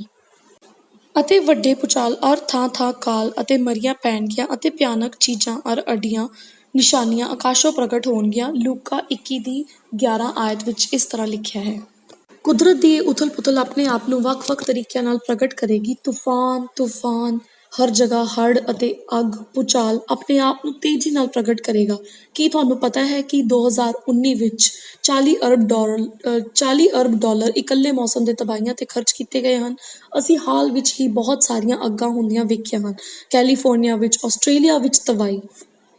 ਨਿਊ ਸਾਊਥ ਵੇਲਜ਼ ਵਿੱਚ, ਜਿੱਥੇ ਉਨ੍ਹਾਂ ਕੋਲ ਇਤਿਹਾਸ ਦਾ ਸਭ ਤੋਂ ਮਾੜਾ ਆਕਸੀਜਨ ਸੀ, 13.6 ਮਿਲੀਅਨ ਏਕੜ ਸੜ ਗਿਆ, ਜਾਂ ਉਨ੍ਹਾਂ ਦੇ ਪੂਰੇ ਰਾਜ ਦਾ 6%। ਜ਼ਿੰਬਾਬਵੇ ਰਿਕਾਰਡ ਤੇ ਮੌਸਮ ਨਾਲ ਭਿਆਨਕ ਤਬਾਹੀ ਦਾ ਸਾਹਮਣਾ ਕਰਨਾ ਪਿਆ। ਪਿਛਲੇ ਸਾਲ ਇੱਕ ਖੰਡੀ ਚੱਕਰਵਾਤ ਆਈਦਾਈ ਦੇ ਨਤੀਜੇ ਵਜੋਂ ਬਾਹਾਮਾ ਨੂੰ ਸਭ ਤੋਂ ਮਹਿੰਗੀ ਮੌਸਮ ਸੰਬੰਧਿਤ ਤਬਾਹੀ ਦਾ ਸਾਹਮਣਾ ਕਰਨਾ ਪਿਆ ਜਦੋਂ ਤੂਫਾਨ ਡੋਰੀਅਨ 2019 ਵਿੱਚ ਆਇਆ। ਕੁਝ ਮਹੀਨੇ ਪਹਿਲਾਂ ਬੰਤਾਗਸ, ਫਿਲੀਪੀਨਜ਼ ਵਿੱਚ ਵਿਸ਼ਵ ਧਾਵ ਜਵਾਲਾਮੁਖੀ ਫੁੱਟਿਆ। ਮੈਂ ਤੇ ਮੇਰੇ ਵੀਡੀਓ ਕਰੂ ਨੇ ਇੱਥੇ ਇੱਕ ਚਮਤਕਾਰੀ ਫਿਲਮ ਕੁਝ ਹਫ਼ਤੇ ਪਹਿਲਾਂ ਇਸ ਖੂਬਸੂਰਤ ਪਹਾੜ ਤੇ ਬਣਾਈ ਸੀ। ਇਹ ਸਾਰੀ ਕੁਦਰਤੀ ਆਫ਼ਤਾਂ ਭਵਿੱਖਬਾਣੀ ਪੂਰੀ ਹੋਣ ਦੇ ਸੰਕੇਤ ਹਨ। ਅਸੀਂ ਬਾਈਬਲ ਵਿੱਚ ਭਰੋਸਾ ਰੱਖ ਸਕਦੇ ਹਾਂ ਕਿਉਂਕਿ ਯਿਸੂ ਨੇ ਸਾਨੂੰ ਇਹ ਗੱਲਾਂ ਪਹਿਲਾਂ ਤੋਂ ਹੀ ਦੱਸੀਆਂ ਹਨ। ਸਾਨੂੰ ਡਰਨ ਦੀ ਲੋੜ ਨਹੀਂ, ਪਰ ਸਾਨੂੰ ਇਹ ਸੂਚਿਤ ਕਰਨ ਲਈ ਹੈ ਕਿਉਂਕਿ ਉਹ ਸਾਨੂੰ ਬਹੁਤ ਪਿਆਰ ਕਰਦਾ ਹੈ। ਅਸੀਂ ਵੇਖਿਆ ਹੈ ਕਿ ਬਾਈਬਲ ਕੀ ਕਹਿੰਦੀ ਹੈ ਯਿਸੂ ਦੇ ਆਉਣ ਦੇ ਚਿੰਨ੍ਹਾਂ ਬਾਰੇ, ਧਰਮ, ਰਾਜਨੀਤੀ ਅਤੇ ਸੁਭਾਅ ਵਿੱਚ। ਹੁਣ ਆਓ ਅਸੀਂ ਉਸ ਦੇ ਭਵਿੱਖਬਾਣੀ ਵੇਖੀਏ। ਸਾਡੇ ਆਸ-ਪਾਸ ਦੇ ਸਮਾਜਿਕ ਜੀਵਨ ਬਾਰੇ ਸਾਡੇ ਪ੍ਰਭੂ ਨੇ ਭਵਿੱਖਬਾਣੀ ਕੀਤੀ ਸੀ ਕਿ ਸਮਾਜ ਦੇ ਨੈਤਿਕ ਆਚਰਣ ਦਾ ਕੀ ਹਾਲ ਹੋਵੇਗਾ। ਦੂਸਰੇ ਆਗਮਨ ਤੋਂ ਪਹਿਲਾਂ ਇਸ ਦਾ ਕਿਵੇਂ ਘਾਟਾ ਹੋਵੇਗਾ? ਯੀਸ਼ੂ ਨੇ ਮੱਤੀ 24 ਉਹਦੇ 37 ਵਿੱਚ ਇਸ ਤਰ੍ਹਾਂ ਲਿਖਿਆ ਹੈ, ਜਿਵੇਂ ਇਹ ਨੂਹ ਦੇ ਦਿਨਾਂ ਵਿੱਚ ਸੀ, ਇਹ ਮਨੁੱਖ ਦੇ ਪੁੱਤਰ ਦੇ ਆਉਣ ਤੇ ਵੀ ਹੋਵੇਗਾ। ਤਾਂ ਫਿਰ ਨੂਹ ਦੇ ਦਿਨ ਵਿੱਚ ਕਿਹੋ ਜਿਹੇ ਇਹ ਵਿਖਾਈ ਦਿੱਤਾ ਜਾਂਦਾ ਸੀ? ਲੋਕ ਆਪਣੇ ਆਪ ਤੇ ਕੇਂਦਰਿਤ ਸਨ, ਸਵੈ ਸੰਤੁਸ਼ਟੀ, ਉਹਨਾਂ ਨੇ ਸਿਰਫ ਮਨੋਰੰਜਨ ਦੀ ਉਹਨਾਂ ਨੂੰ ਪਰਵਾਹ ਸੀ ਅਤੇ ਨਵੀਨਤਮ ਪਾਰਟੀਆਂ ਵਿੱਚ ਉਹ ਸ਼ਾਮਿਲ ਹੋਣਾ ਚਾਹੁੰਦੇ ਸਨ। ਉਹਨਾਂ ਨੇ ਮਨੋਰੰਜਨ, ਖਾਣਾ ਪੀਣਾ, ਦਾਰੂ ਪੀਣਾ ਵਿੱਚ ਹੀ ਆਨੰਦ ਲਿਆ। ਉਹਨਾਂ ਨੇ ਬਸ ਇੱਕ ਚੰਗਾ ਸਮਾਂ ਬਿਤਾਉਣ ਦੀ ਹੀ ਇਸ ਪ੍ਰਿਥਵੀ ਤੇ ਪਰਵਾਹ ਕੀਤੀ। ਉਹਨਾਂ ਨੇ ਰੱਬ ਦੀ ਚੀਜ਼ਾਂ ਤੋਂ ਆਪਣੇ ਆਪ ਤੋਂ ਬਿਲਕੁਲ ਸੁੰਨ ਕਰ ਲਿਆ ਸੀ। ਅਸੀਂ ਇਹ ਉਤਪਤ 6, 11 ਔਰ 12 ਵਿੱਚ ਪੜ੍ਹ ਸਕਦੇ ਹਾਂ, ਜਿਸ ਵਿੱਚ ਸਾਨੂੰ ਇਸ ਬਾਰੇ ਦੱਸਿਆ ਗਿਆ ਹੈ। ਧਰਤੀ ਰੱਬ ਦੇ ਸਾਹਮਣੇ ਭ੍ਰਿਸ਼ਟ ਸੀ ਅਤੇ ਧਰਤੀ ਹਿੰਸਾ ਨਾਲ ਭਰੀ ਹੋਈ ਸੀ। ਸੋ ਰੱਬ ਨੇ ਧਰਤੀ ਵੱਲ ਵੇਖਿਆ ਅਤੇ ਦੇਖਿਆ ਕਿ ਅਸਲ ਵਿੱਚ ਭ੍ਰਿਸ਼ਟ ਹੈ। ਸਾਰੇ ਮਨੁੱਖ ਧਰਤੀ ਉੱਤੇ ਭ੍ਰਿਸ਼ਟ ਹੋਏ ਹਨ ਅਤੇ ਉਸਨੇ ਨੂਹ ਨੂੰ ਕਿਹਾ ਕਿ ਮੈਂ ਇਸ ਸੰਸਾਰ ਦਾ ਤਬਾਹ ਇੱਕ ਹੜ੍ਹ ਨਾਲ ਕਰ ਦੇਵਾਂਗਾ, ਕਿਉਂਕਿ ਇਹ ਹਿੰਸਾ ਨਾਲ ਭਰੀ ਹੋਈ ਹੈ। ਲੋਕਾਂ ਦੇ ਦਿਲ ਇੰਨੇ ਸਖਤ ਹੋਏ ਸਨ ਕਿ ਉਹਨਾਂ ਨੂੰ ਤੌਬਾ ਕਰਨ ਦੀ ਕੋਈ ਵੀ ਇੱਛਾ ਨਹੀਂ ਸੀ। ਉਹ ਲਗਾਤਾਰ ਪਰਮੇਸ਼ਵਰ ਦੇ ਵਚਨ ਨੂੰ ਰੱਦ ਕਰਦੇ ਰਹੇ ਅਤੇ ਉਹ ਰੂਹਾਨੀਆਂ ਗੱਲਾਂ ਦੇ ਬਿਲਕੁਲ ਅਨੁਕੂਲ ਸਨ। ਉਹਨਾਂ ਨੂੰ ਬਿਲਕੁਲ ਵੀ ਫਰਕ ਨਹੀਂ ਪਿਆ ਜਦੋਂ ਉਹਨਾਂ ਨੇ ਦੇਖਿਆ ਕਿ ਕਿਸ਼ਤੀ ਦੇ ਵਿੱਚ ਇੰਨੇ ਸਾਰੇ ਜਾਨਵਰ ਸੰਪੂਰਨ ਤੌਰ ਤੇ ਸੰਗਠਿਤ ਹਨ। ਇਸ ਤੋਂ ਪਹਿਲਾਂ ਕਿ ਉਹ ਪਰਮੇਸ਼ਵਰ ਦੇ ਚਿੰਨ੍ਹ ਦੁਆਰਾ ਪ੍ਰਭਾਵਿਤ ਹੁੰਦੇ, ਸੰਸਾਰ ਖਤਮ ਹੋ ਰਿਹਾ ਸੀ। ਦੋਸਤੋ, ਆਓ ਅਸੀਂ ਨੂਹ ਦੇ ਦਿਨਾਂ ਵਾਂਗ ਸੁੰਨ ਨਾ ਹੋਈਏ। ਕੀ ਤੁਸੀਂ ਅੱਜ ਚਿੰਨ੍ਹ ਦੇਖਦੇ ਹੋ? ਸਾਡੇ ਵਿਚਕਾਰ ਕਿਸੇ ਵੀ ਬੰਦੇ ਤੋਂ ਪੁੱਛ ਲਓ, ਇਹ ਜਾਣਦਾ ਹੈ ਕਿ ਪਿਛਲੇ ਸਾਲ, ਪਿਛਲੇ ਮਹੀਨੇ ਮਨੁੱਖੀ ਇਤਿਹਾਸ ਦੇ ਵਿੱਚ ਇੱਕ ਮਹੱਤਵਪੂਰਨ ਸਮਾਂ ਸੀ। ਕੁਝ ਤਿਆਰ ਹੋ ਰਿਹਾ ਹੈ। ਹਰ ਕੋਈ ਇਸ ਨੂੰ ਮਹਿਸੂਸ ਕਰ ਸਕਦਾ ਹੈ। ਦੋਸਤੋ, ਕੀ ਸਾਡਾ ਪ੍ਰਭੂ ਜਲਦੀ ਆ ਰਿਹਾ ਹੈ? ਹਾਂ, ਉਹੀ ਹੈ। ਅਤੇ ਸਾਡੇ ਲਈ ਨੂਹ ਵਾਂਗ ਹੋਣਾ ਚੰਗਾ ਬਹੁਤ ਜ਼ਰੂਰੀ ਹੈ, ਜਿਸ ਨੂੰ ਉਸ ਸਮੇਂ ਦੀ ਸਮਝ ਸੀ ਜਿਸ ਵਿੱਚ ਉਹ ਰਹਿੰਦਾ ਸੀ। ਅਤੇ ਉਹ ਤੇ ਉਸਦਾ ਪਰਿਵਾਰ ਪਰਮੇਸ਼ਵਰ ਦੇ ਵਚਨ ਦੀ ਪਾਲਣਾ ਕਰਦੇ ਹੋਏ ਕਿਸ਼ਤੀ ਵਿੱਚ ਚਲੇ ਗਏ। ਬਾਈਬਲ ਆਰਥਿਕ ਅਨਿਸ਼ਟਤਾ ਦੀ ਭਵਿੱਖਬਾਣੀ ਵੀ ਕਰਦੀ ਹੈ। ਪਿਛਲੇ ਦਿਨਾਂ ਵਿੱਚ ਨਿਸ਼ਾਨੀਆਂ ਵਜੋਂ ਯਾਕੂਬ 5 ਦੀ 1-3 ਵਿੱਚ ਇਸ ਬਾਰੇ ਇਸ ਤਰ੍ਹਾਂ ਦੱਸਦਾ ਹੈ, ਅਮੀਰ ਲੋਕੋ, ਰੋਂਗੇ ਅਤੇ ਚੀਕੇ, ਹੁਣ ਆਓ ਤੁਹਾਡੇ ਦੁੱਖਾਂ ਲਈ ਜੋ ਤੁਹਾਡੇ ਤੇ ਆ ਰਹੇ ਹਨ। ਤੇਰੀ ਦੌਲਤ ਖਰਾਬ ਹੋ ਗਈ ਹੈ ਅਤੇ ਤੁਹਾਡੇ ਕੱਪੜੇ ਕੀੜੇ ਖਾਦੇ ਹਨ। ਤੁਹਾਡਾ ਸੋਨਾ ਅਤੇ ਚਾਂਦੀ ਖਰਾਬ ਹੋ ਗਏ ਹਨ ਅਤੇ ਖਰਾਬਾ ਤੁਹਾਡੇ ਵਿਰੁੱਧ ਗਵਾਹ ਹੋਵੇਗਾ ਅਤੇ ਤੁਹਾਡਾ ਮਾਂਸ ਅੱਗ ਵਰਗਾ ਖਾਵੇਗਾ। ਤੁਸੀਂ ਪਿਛਲੇ ਦਿਨਾਂ ਵਿੱਚ ਖਜ਼ਾਨਾ ਜੋੜ ਲਿਆ ਹੈ। ਵਾਹ! ਪ੍ਰਕਾਸ਼ਨ 18 ਦੀ 17 ਵਿੱਚ ਇਸ ਤਰ੍ਹਾਂ ਲਿਖਿਆ ਹੈ, ਕਿਉਂ ਜੋ ਇੰਨਾ ਸਾਰਾ ਧਨ ਇੱਕੋ ਘੰਟੇ ਵਿੱਚ ਬਰਬਾਦ ਹੋ ਗਿਆ ਹੈ। ਪਿਛਲੇ ਕੁਝ ਮਹੀਨਿਆਂ ਦੇ ਅੰਦਰ ਅਸੀਂ ਸਾਰਿਆਂ ਨੇ ਸਟਾਕ ਮਾਰਕੀਟ ਨੂੰ ਕ੍ਰੈਸ਼ ਹੁੰਦਾ ਹੋਇਆ ਵੇਖਿਆ ਹੈ। ਯੀਸ਼ੂ ਆ ਰਿਹਾ ਹੈ। ਇਹ ਭਵਿੱਖਬਾਣੀਆਂ ਪੂਰੀਆਂ ਹੋ ਰਹੀਆਂ ਅੱਜ ਸਾਡੀਆਂ ਅੱਖਾਂ ਦੇ ਸਾਹਮਣੇ। ਪਰ ਇੱਕ ਹੋਰ ਚਿੰਨ੍ਹ ਵੀ ਹੈ ਜੋ ਕਿ ਕਿਸੇ ਸ਼ੱਕ ਦੇ ਪਛਤਾਵੇ ਤੋਂ ਪੂਰਾ ਸਾਬਿਤ ਹੋਵੇਗਾ। ਅਸਲ ਵਿੱਚ ਅਸੀਂ ਬਹੁਤ ਹੀ ਆਖਰੀ ਦਿਨਾਂ ਵਿੱਚ ਰਹਿ ਰਹੇ ਹਾਂ। ਇਹ ਇਸ ਵਿਸ਼ਵ ਇਤਿਹਾਸ ਦੇ ਵਿੱਚ ਇਹ ਚਿੰਨ੍ਹ ਕੀ ਹੈ? ਅੰਤਮ ਸੰਕੇਤ ਜੋ ਯੀਸ਼ੂ ਦਿੰਦਾ ਹੈ ਮੱਤੀ 24 ਵਿੱਚ ਇਹ ਹੈ ਕਿ ਇੰਜੀਲ ਦਾ ਪ੍ਰਚਾਰ ਸਾਰੀ ਦੁਨੀਆ ਵਿੱਚ ਕੀਤਾ ਜਾਵੇਗਾ। ਮੈਨੂੰ ਮੱਤੀ 24:14 ਇਹ ਪਾਠ ਪਸੰਦ ਹੈ ਅਤੇ ਰਾਜ ਦੀ ਇਹ ਖੁਸ਼ਖਬਰੀ ਸਾਰੇ ਸੰਸਾਰ ਵਿੱਚ ਪ੍ਰਚਾਰ ਕੀਤਾ ਜਾਵੇਗਾ, ਇੱਕ ਗਵਾਹ ਵਜੋਂ ਸਾਰੀਆਂ ਕੌਮਾਂ ਲਈ। ਅਤੇ ਫਿਰ ਅੰਤ ਆਵੇਗਾ। ਪ੍ਰਕਾਸ਼ ਦੀ ਪੋਥੀ 14:6 ਕਹਿੰਦਾ ਹੈ, ਫਿਰ ਮੈਂ ਇੱਕ ਹੋਰ ਦੂਤ ਨੂੰ ਸਵਰਗ ਦੇ ਵਿਚਕਾਰ ਉੱਡਦਾ ਵੇਖਿਆ, ਸਦੀਵੀ ਖੁਸ਼ਖਬਰੀ ਲੈ ਕੇ, ਜੋ ਧਰਤੀ ਉੱਤੇ ਰਹਿੰਦੇ ਹਨ, ਹਰ ਕੌਮ ਨੂੰ, ਕਬੀਲੇ ਨੂੰ, ਜੀਭ ਤੇ ਲੋਕਾਂ ਨੂੰ। ਮੇਰੀ ਯਾਤਰਾਵਾਂ ਵਿੱਚ ਚਮਤਕਾਰ ਦੇ ਦਸਤਾਵੇਜ਼ ਇਸ ਸੰਸਾਰ ਦੇ ਸਭ ਤੋਂ ਦੂਰ ਦੇ ਕੋਨੇ ਵਿੱਚ ਮੈਂ ਆਪਣੀ ਅੱਖਾਂ ਨਾਲ ਵੇਖਿਆ ਹੈ। ਰੱਬ ਪਹੁੰਚ ਤੋਂ ਪਰੇ ਪਹੁੰਚ ਰਿਹਾ ਹੈ। ਇਹ ਇਸ ਸਮੇਂ ਹੋ ਰਿਹਾ ਹੈ। ਤੁਹਾਡੇ ਵਿੱਚੋਂ ਜੋ ਕੋਈ ਇਸ ਲੜੀ ਨੂੰ ਵੇਖ ਰਹੇ ਹਨ, ਇਸ ਮਹਾਨ ਭਵਿੱਖਬਾਣੀ ਦਾ ਇੱਕ ਹਿੱਸਾ ਹਨ। ਜਿਵੇਂ ਕਿ ਤੁਸੀਂ ਇੱਕ ਖੁਸ਼ਖਬਰੀ ਦਾ ਸੰਦੇਸ਼ ਸੁਣ ਰਹੇ ਹੋ, ਅੱਜ ਰਾਤ ਨੂੰ ਦੁਨੀਆ ਭਰ ਦੇ ਹਰ ਟਾਈਮ ਜ਼ੋਨ ਵਿੱਚ ਪ੍ਰਸਾਰਿਤ ਕੀਤਾ ਜਾ ਰਿਹਾ ਹੈ। ਮੇਰੇ ਕੰਮ ਵਿੱਚ ਮੈਂ ਖੁਦ ਵੇਖਦੀ ਹਾਂ ਕਿ ਕਿਵੇਂ ਰੱਬ ਦੀਆਂ ਕੰਧਾਂ ਨਹੀਂ ਹਨ, ਕੋਈ ਸੀਮਾਵਾਂ ਤੇ ਕੋਈ ਵੀ ਸੀਮਾ ਨਹੀਂ ਹੈ। ਮੈਂ ਤੁਹਾਨੂੰ ਦੱਸਦੀ ਹਾਂ ਕਿ ਮੇਰਾ ਕੀ ਭਾਵ ਹੈ। ਮੇਰੇ ਨਾਲ ਫਿਲੀਪੀਨ ਆਈਲੈਂਡ ਆਓ। ਇੱਥੇ ਸਾਨੂੰ ਅੱਤਵਾਦੀ ਭਾਗੀਆਂ ਦਾ ਇੱਕ ਸਮੂਹ ਮਿਲਿਆ ਹੈ, ਪਹਾੜ ਦੀਆਂ ਚੋਖਾਂ ਦੇ ਪਾਰ ਲੁਕੋ ਕੇ। ਪਿਛਲੇ 49 ਸਾਲਾਂ ਤੋਂ ਇਹ ਉਹਨਾਂ ਖੇਤਰਾਂ ਦੇ ਹਾਵੀ ਰਹੇ ਹਨ, ਗੁਰੀਲਾ ਯੁੱਧ ਦੇ ਕਾਰਨ। ਇਹ ਆਪਣੇ ਆਪ ਨੂੰ ਨਵੇਂ ਲੋਕਾਂ ਦੀ ਸੈਨਾ ਕਹਿੰਦੇ ਹਨ, NPA। ਇਹ ਆਦਮੀ ਤੇ ਔਰਤ ਸਰਕਾਰ ਦਾ ਤਖਤਾ ਪਲਟਣ ਲਈ ਦ੍ਰਿੜ ਹਨ। ਇਸ ਯੁੱਧ ਵਿੱਚ 40,000 ਤੋਂ ਜ਼ਿਆਦਾ ਸਥਾਨਕ ਮਾਰੇ ਗਏ ਹਨ। ਇਹ ਪਹਾੜੀ ਨਿਵਾਸੀ ਰਵਾਇਤੀ ਤੌਰ ਤੇ ਦੇਵਤੈਵਿਕ ਹਨ। ਤੁਸੀਂ ਦੇਖੋ, ਹਰ ਪਰਿਵਾਰ ਨੂੰ ਸਿਰਫ 3 ਬੱਚੇ ਹੋਣ ਦੀ ਹੀ ਆਗਿਆ ਹੈ। ਜੇ ਚੌਥੇ ਬੱਚੇ ਦਾ ਜਨਮ ਹੁੰਦਾ ਹੈ ਤਾਂ ਬੱਚੇ ਨੂੰ ਤੁਰੰਤ ਜ਼ਿੰਦਾ ਦਫਨਾਇਆ ਜਾਂਦਾ ਹੈ। ਇਹ ਇੱਕ ਸੱਭਿਆਚਾਰ ਹੈ ਜਿੱਥੇ ਇਹ 13 ਸਾਲਾਂ ਦੀ ਲੜਕੀਆਂ ਹਨ ਤੇ ਉਹ ਵਿਆਹ ਕਰਨ ਲਈ ਮਜਬੂਰ ਕੀਤਾ ਜਾਂਦਾ ਹੈ ਅਤੇ ਆਦਮੀ ਪਤਨੀਆਂ ਨੂੰ ਬਦਲਣ ਲਈ 400 ਫਿਲੀਪੀਨ ਪੈਸੋ ਅਦਾ ਕਰ ਸਕਦੇ ਹਨ ਤੇ ਇਹ ਲਗਭਗ $8 ਤੇ ਅਮਰੀਕੀ ਮੁਦਰਾ ਦੇ ਬਰਾਬਰ ਹੈ। ਸਾਡੇ ਸਾਰਿਆਂ ਦੀ ਤਰ੍ਹਾਂ ਇਹਨਾਂ ਲੋਕਾਂ ਨੂੰ ਯੀਸ਼ੂ ਦੀ ਜ਼ਰੂਰਤ ਹੈ ਅਤੇ ਉਹਨਾਂ ਦੇ ਜੀਵਨ ਬਚਾਉਣ ਦੇ ਸਿਧਾਂਤ 3 ਸਾਲ ਪਹਿਲਾਂ ਐਡਵੈਂਟਿਸਟ ਵਰਲਡ ਰੇਡੀਓ ਨੇ ਬਾਈਬਲ ਦੇ ਸੰਦੇਸ਼ ਪ੍ਰਸਾਰਿਤ ਕਰਨਾ ਇੱਥੇ ਸ਼ੁਰੂ ਕੀਤਾ। ਸਮੁੰਦਰੀ ਸ਼ਹਿਰਾਂ ਤੋਂ ਲੈ ਕੇ ਉੱਚੇ ਪਹਾੜਾਂ ਦੀ ਸਿਖਰਾਂ ਤੱਕ ਐਨਪੀਏ ਦੇ ਕੁਝ ਵਿਦਰੋਹੀ ਇਸ ਕ੍ਰਿਸਚਨ ਸਟੇਸ਼ਨ ਤੋਂ ਉਤਸੁਕ ਹੋ ਗਏ। ਯੀਸ਼ੂ ਦੇ ਪਿਆਰ ਦੀਆਂ ਕਹਾਣੀਆਂ ਨੇ ਉਹਨਾਂ ਦੇ ਦਿਲਾਂ ਨੂੰ ਨਰਮ ਕਰ ਦਿੱਤਾ। ਇੱਕ ਚੋਟੀ ਦੇ ਕਮਾਂਡਰ ਨੇ ਆਪਣੇ 4 ਸਿਪਾਹੀ ਭੇਜੇ ਇਸ ਰੇਡੀਓ ਪ੍ਰਸਾਰਕ ਨੂੰ ਲੱਭਣ ਦੇ ਲਈ ਤੇ ਉਹਨਾਂ ਨੂੰ ਰਿਮੋਟ ਕੈਂਪ ਵਿੱਚ ਲਿਆਉਣ ਦੇ ਲਈ। ਉਹਨਾਂ ਨੇ ਬਸ ਇਹੀ ਕੀਤਾ। ਉਹਨਾਂ ਨੇ ਯੀਸ਼ੂ ਬਾਰੇ ਦੱਸਿਆ ਤੇ ਆਪਣੀ ਬਾਈਬਲ ਤੋਂ ਬਾਰੇ ਪੁੱਛਗਿੱਛ ਸ਼ੁਰੂ ਕਰ ਦਿੱਤੀ। ਜਲਦੀ ਹੀ ਬਾਈਬਲ ਦੇ ਕਰਮਚਾਰੀ ਉੱਥੇ ਭੇਜੇ ਗਏ, ਜੰਗਲਾਂ ਦੇ ਜੰਗਲਾਂ ਵਿੱਚ ਬਹੁਤ ਸਾਰੀ ਫੌਜਾਂ ਨਾਲ ਅਧਿਐਨ ਕਰਨ ਦੇ ਲਈ। ਰੱਬ ਦੀ ਸੱਚਾਈ ਤੇਜ਼ੀ ਨਾਲ ਵਧਣੀ ਸ਼ੁਰੂ ਹੋ ਗਈ। 118 ਤੋਂ ਵੀ ਜ਼ਿਆਦਾ ਪਿੰਡਾਂ ਵਿੱਚ ਇਹ ਚੀਜ਼ ਫੈਲ ਗਈ। ਕੀ ਇਹ ਅਵਿਸ਼ਵਾਸਯੋਗ ਨਹੀਂ ਹੈ? ਸਾਡੀ ਟੀਮ ਗਵਾਹੀ ਦੇ ਯੋਗ ਸੀ। 60 ਬਾਗੀ ਸਿਪਾਹੀਆਂ ਦੇ ਬਪਤਿਸਮੇ ਤੇ ਉਹਨਾਂ ਨੇ 5 ਚੋਟੀ ਦੇ ਕਮਾਂਡਰ ਜਨਰਲ ਅਤੇ ਇਹ ਸਿਰਫ ਇੱਕ ਸ਼ੁਰੂਆਤ ਸੀ। ਉੱਥੇ ਸੈਂਕੜੇ ਹੋਰ ਹਨ। ਇਹਨਾਂ ਆਤੰਕਵਾਦੀਆਂ ਨੇ ਆਪਣੀ AK-47 ਤੋਪਾਂ ਰੱਖੀਆਂ ਹੋਈਆਂ ਹਨ। ਇੱਕ ਬਾਈਬਲ ਤੇ ਮਸੀਹ ਵਿੱਚ ਇੱਕ ਨਵੀਂ ਜ਼ਿੰਦਗੀ ਦੇ ਬਦਲੇ ਉਹ ਬਿਲਕੁਲ ਬਦਲ ਗਏ ਹਨ ਤੇ ਉਹਨਾਂ ਵਿੱਚੋਂ ਕਈਆਂ ਨੇ ਨਵੇਂ ਸੌਦੇ ਸਿੱਖੇ ਸਨ।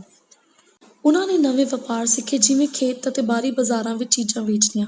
ਮੇਰਾ ਵੀਡੀਓ ਚਾਲਕ ਦਲ ਅਤੇ ਮੈਨੂੰ ਮੌਕਾ ਮਿਲਿਆ ਕਿ ਅਸੀਂ ਉਹਨਾਂ ਦੀ ਗਵਾਹੀ ਦੀ ਫਿਲਮ ਬਣਾਈਏ ਅਤੇ ਇਹਨਾਂ ਦੀ ਕਹਾਣੀਆਂ ਨੂੰ ਇੱਕ ਛੋਟਾ ਦਸਤਾਵੇਜ਼ੀ ਫਿਲਮ ਵਿੱਚ ਮੁੜ ਬਣਾਈਏ। ਮੈਨੂੰ ਉਹਨਾਂ ਵਿੱਚੋਂ ਇੱਕ ਤੁਹਾਡੇ ਨਾਲ ਸਾਂਝਾ ਕਰਨਾ ਹੈ। ਉਸ ਦਾ ਨਾਮ ਦਾਨੀਅਲ ਹੈ। ਉਸ ਦੇ ਪਿਤਾ ਐਨਪੀਏ ਵਿੱਚ ਕਮਾਂਡਰ ਸਨ ਅਤੇ ਉਸ ਦੇ ਚਾਚੇ ਤੇ ਚਚੇਰੇ ਭਾਈ ਵੀ ਫੌਜ ਵਿੱਚ ਭਰਤੀ ਹੋ ਗਏ ਸਨ। ਦਾਨੀਅਲ ਦਰਜਾਬੰਦੀ ਦੁਆਰਾ ਵੱਡਾ ਹੋਇਆ। ਇਹ ਉਹੀ ਜ਼ਿੰਦਗੀ ਸੀ ਜਿਸ ਨੂੰ ਉਹ ਜੀਣਾ ਚਾਹੁੰਦਾ ਸੀ। 13 ਸਾਲ ਦੀ ਉਮਰ ਵਿੱਚ ਉਸਨੇ ਪਹਿਲੀ ਵਾਰ ਮਾਰਿਆ। ਜਲਦ ਹੀ ਬਾਅਦ ਵਿੱਚ ਉਸਨੂੰ ਮਹੱਤਵਪੂਰਨ ਉਪਾਧੀ ਦੇ ਦਿੱਤੀ ਗਈ। ਉਹ ਸਮੁੱਚੇ ਐਨਪੀਏ ਲਈ ਕਾਰਜਕਰਤਾ ਬਣਿਆ। ਉਹ ਸੱਚਮੁੱਚ ਮਾਰਨ ਵਿੱਚ ਬਹੁਤ ਚੰਗਾ ਸੀ ਅਤੇ ਸਾਰੇ ਫਿਲੀਪੀਨਜ਼ ਵਿੱਚ ਉਹ ਲੀਡ ਹਿਟਮੈਨ ਵੱਲੋਂ ਅੱਗੇ ਵਧਾਇਆ ਗਿਆ ਸੀ। ਉਹ ਇਹ ਵੀ ਨਹੀਂ ਗਿਣ ਸਕਦਾ ਸੀ ਕਿ ਉਹਨੇ ਕਿੰਨੇ ਲੋਕ ਮਾਰੇ ਹਨ, ਜਿਵੇਂ ਕਿ ਉਸਨੇ ਬਹੁਤ ਸਾਰੇ ਮਾਰੇ ਹਨ। ਸਿਆਸਤਦਾਨਾਂ ਤੋਂ ਲੈ ਕੇ ਫੌਜੀ ਸਿਪਾਹੀਆਂ ਤੱਕ ਅਤੇ ਸਥਾਨਕ ਅਪਰਾਧੀ, ਉਸਨੇ ਕੋਈ ਨਹੀਂ ਛੱਡਿਆ। ਜਿੰਨਾ ਜ਼ਿਆਦਾ ਉਸਨੇ ਮਾਰਿਆ, ਓਨਾ ਜ਼ਿਆਦਾ ਉਹ ਸੁੰਨ ਬਣ ਗਿਆ। ਕਦੇ ਉਹਨਾਂ ਦੇ ਚਿਹਰਿਆਂ ਨੂੰ ਉਹ ਯਾਦ ਨਹੀਂ ਰੱਖਣਾ ਚਾਹੁੰਦਾ ਸੀ, ਇੱਕ ਦਿਨ ਤੱਕ ਵੀ ਨਹੀਂ। ਇੱਕ ਦਿਨ ਉਸਨੂੰ ਮਸੀਹੀ ਪਾਸਬਾਨ ਦਾ ਕਤਲ ਕਰਨ ਦਾ ਹੁਕਮ ਸੁਣਾਇਆ ਗਿਆ। ਉਸਨੇ ਪਾਸਬਾਨ ਨੂੰ ਅਗਵਾ ਕਰ ਲਿਆ ਤੇ ਉਸਨੂੰ ਜੰਗਲ ਵਿੱਚ ਅਲੱਗ ਕਰ ਦਿੱਤਾ। ਪਾਦਰੀ ਆਪਣੇ ਜਾਨ ਦੀ ਭੀਖ ਮੰਗ ਰਿਹਾ ਸੀ ਅਤੇ ਡੈਨੀਅਲ ਹੈਰਾਨ ਰਹਿ ਗਿਆ ਸੀ। ਇਸ ਆਦਮੀ ਦੀ ਅੱਖਾਂ ਵਿੱਚ ਦਿਆਲਤਾ ਸੀ। ਉਸਨੇ ਟ੍ਰਿਗਰ ਖਿੱਚਿਆ। ਤੁਸੀਂ ਦੇਖੋਗੇ ਕਿ ਦਾਨੀਅਲ ਹਮੇਸ਼ਾ ਆਪਣੀ ਹੱਤਿਆ ਦੇ ਕੰਮ ਨੂੰ ਪੂਰਾ ਕਰਦਾ ਸੀ। ਉਹ ਆਪਣਾ ਕੰਮ ਪੂਰਾ ਕਰਨ ਲਈ ਜਾਣਿਆ ਜਾਂਦਾ ਸੀ। ਪਰ ਦਾਨੀਅਲ ਕਦੀ ਵੀ ਉਸ ਪਾਦਰੀ ਦਾ ਚਿਹਰਾ ਭੁੱਲ ਨਹੀਂ ਸਕਿਆ। ਉਸਦੇ ਚਿਹਰੇ ਨੇ ਉਸਨੂੰ ਬਹੁਤ ਸਾਰੇ ਤਸੀਹੇ ਦਿੱਤੇ। ਉਸਨੂੰ ਕੋਈ ਆਰਾਮ ਨਹੀਂ ਮਿਲਿਆ। ਹਰ 2 ਮਹੀਨੇ ਬਾਅਦ 3 ਦਿਨ ਲਈ ਆਪਣੇ ਘਰ ਜਾਣ ਦੇ ਲਈ ਐਨਪੀਏ ਜਵਾਨਾਂ ਨੂੰ ਆਪਣੇ ਘਰ ਜਾਣ ਦੀ ਆਗਿਆ ਹੈ। ਇਸ ਲਈ ਜਦੋਂ ਦਾਨੀਅਲ ਉਸਦੇ ਘਰ ਦਾਖਲ ਹੋਇਆ, ਉਸਨੇ ਇੱਕ ਰੇਡੀਓ ਉੱਚੀ ਆਵਾਜ਼ ਵਿੱਚ ਸੁਣਿਆ। ਉਸਦੀ ਪਤਨੀ ਅਤੇ ਉਸਦੇ ਬੱਚੇ ਇੱਕ ਈਸਾਈ ਬਾਈਬਲ ਦਾ ਪ੍ਰੋਗਰਾਮ ਸੁਣ ਰਹੇ ਸਨ। ਉਸਨੇ ਸਟੇਸ਼ਨ ਨੂੰ ਐਡਵੈਂਟਿਸਟ ਵਰਲਡ ਰੇਡੀਓ ਵਜੋਂ ਮਾਨਤਾ ਦਿੱਤੀ। ਉਹ ਸੁਣ ਰਿਹਾ ਸੀ ਕਿ ਹੋਰ ਐਨਪੀਏ ਕਮਾਂਡਰਾਂ ਨੂੰ ਉਹ ਜਾਣਦਾ ਸੀ। ਉਸਨੇ ਲੜਾਈ ਛੱਡ ਦਿੱਤੀ ਅਤੇ ਬਪਤਿਸਮਾ ਲੈ ਲਿਆ। ਪਰ ਇਹ ਪਹਿਲੀ ਵਾਰ ਸੀ ਜਦੋਂ ਉਸਨੇ ਇਹ ਵਚਨ ਸੱਚਮੁੱਚ ਸੁਣਿਆ। ਦਾਨੀਅਲ ਨੇ ਇੱਕ ਪਿਆਰ ਕਰਨ ਵਾਲੇ ਮੁਕਤੀਦਾਤਾ ਬਾਰੇ ਕਹਾਣੀਆਂ ਸੁਣੀਆਂ ਜੋ ਆਪਣੀ 99 ਭੇਡਾਂ ਨੂੰ ਛੱਡ ਕੇ ਇੱਕ ਆਪਣੀ ਗੁੰਮੀ ਹੋਈ ਭੇਡ ਨੂੰ ਲੱਭ ਰਿਹਾ ਸੀ। ਦਾਨੀਅਲ ਦਾ ਇਹ ਮਨ ਬਦਲ ਗਿਆ ਇਹ ਸੁਣ ਕੇ। ਉਸੀ ਪਲ ਵਿੱਚ ਉਹ ਸਮਝ ਗਿਆ ਕਿ ਉਹ ਗਵਾਚੀ ਹੋਈ ਭੇਡ ਹੈ। ਉਸਦਾ ਦਿਲ ਨਰਮ ਹੋਇਆ ਅਤੇ ਦਾਨੀਅਲ ਅਤੇ ਉਸਦੀ ਪਤਨੀ ਨੇ ਬਾਈਬਲ ਸਟੱਡੀ ਕੀਤੀ ਤੇ ਐਨਪੀਏ ਦੇ 4 ਹੋਰ ਜਰਨੈਲਾਂ ਨੇ ਵੀ ਨਾਲ ਉਹਨਾਂ ਦੇ ਬਪਤਿਸਮਾ ਲਿਆ। ਦਾਨੀਅਲ ਹੁਣ ਯੀਸ਼ੂ ਨੂੰ ਸਾਂਝਾ ਕਰਨ ਦੇ ਮਿਸ਼ਨ ਤੇ ਹੈ। ਹਜ਼ਾਰਾਂ ਹੋਰ ਐਨਪੀਏ ਸੈਨਿਕਾਂ ਦੇ ਨਾਲ ਉਹ ਇਹ ਮਿਸ਼ਨ ਤੇ ਹੈ, ਜੰਗਲ ਦੇ ਪਹਾੜਾਂ ਵਿੱਚ, ਤਾਂ ਕਿ ਉਹ ਵੀ ਸ਼ਾਂਤੀ ਨਾਲ ਭਰੀ ਜ਼ਿੰਦਗੀ ਬਿਤਾ ਸਕਣ ਅਤੇ ਸਦੀਵੀ ਜੀਵਨ ਦੀ ਉਮੀਦ ਵਿੱਚ ਵੀ। ਮੱਤੀ 24:14 ਸੱਚ ਹੋ ਰਹੀ ਹੈ ਦੋਸਤੋ। ਸੁਸਮਾਚਾਰ ਸਾਰੇ ਜਗਤ ਵਿੱਚ ਫੈਲਾਇਆ ਜਾ ਰਿਹਾ ਹੈ।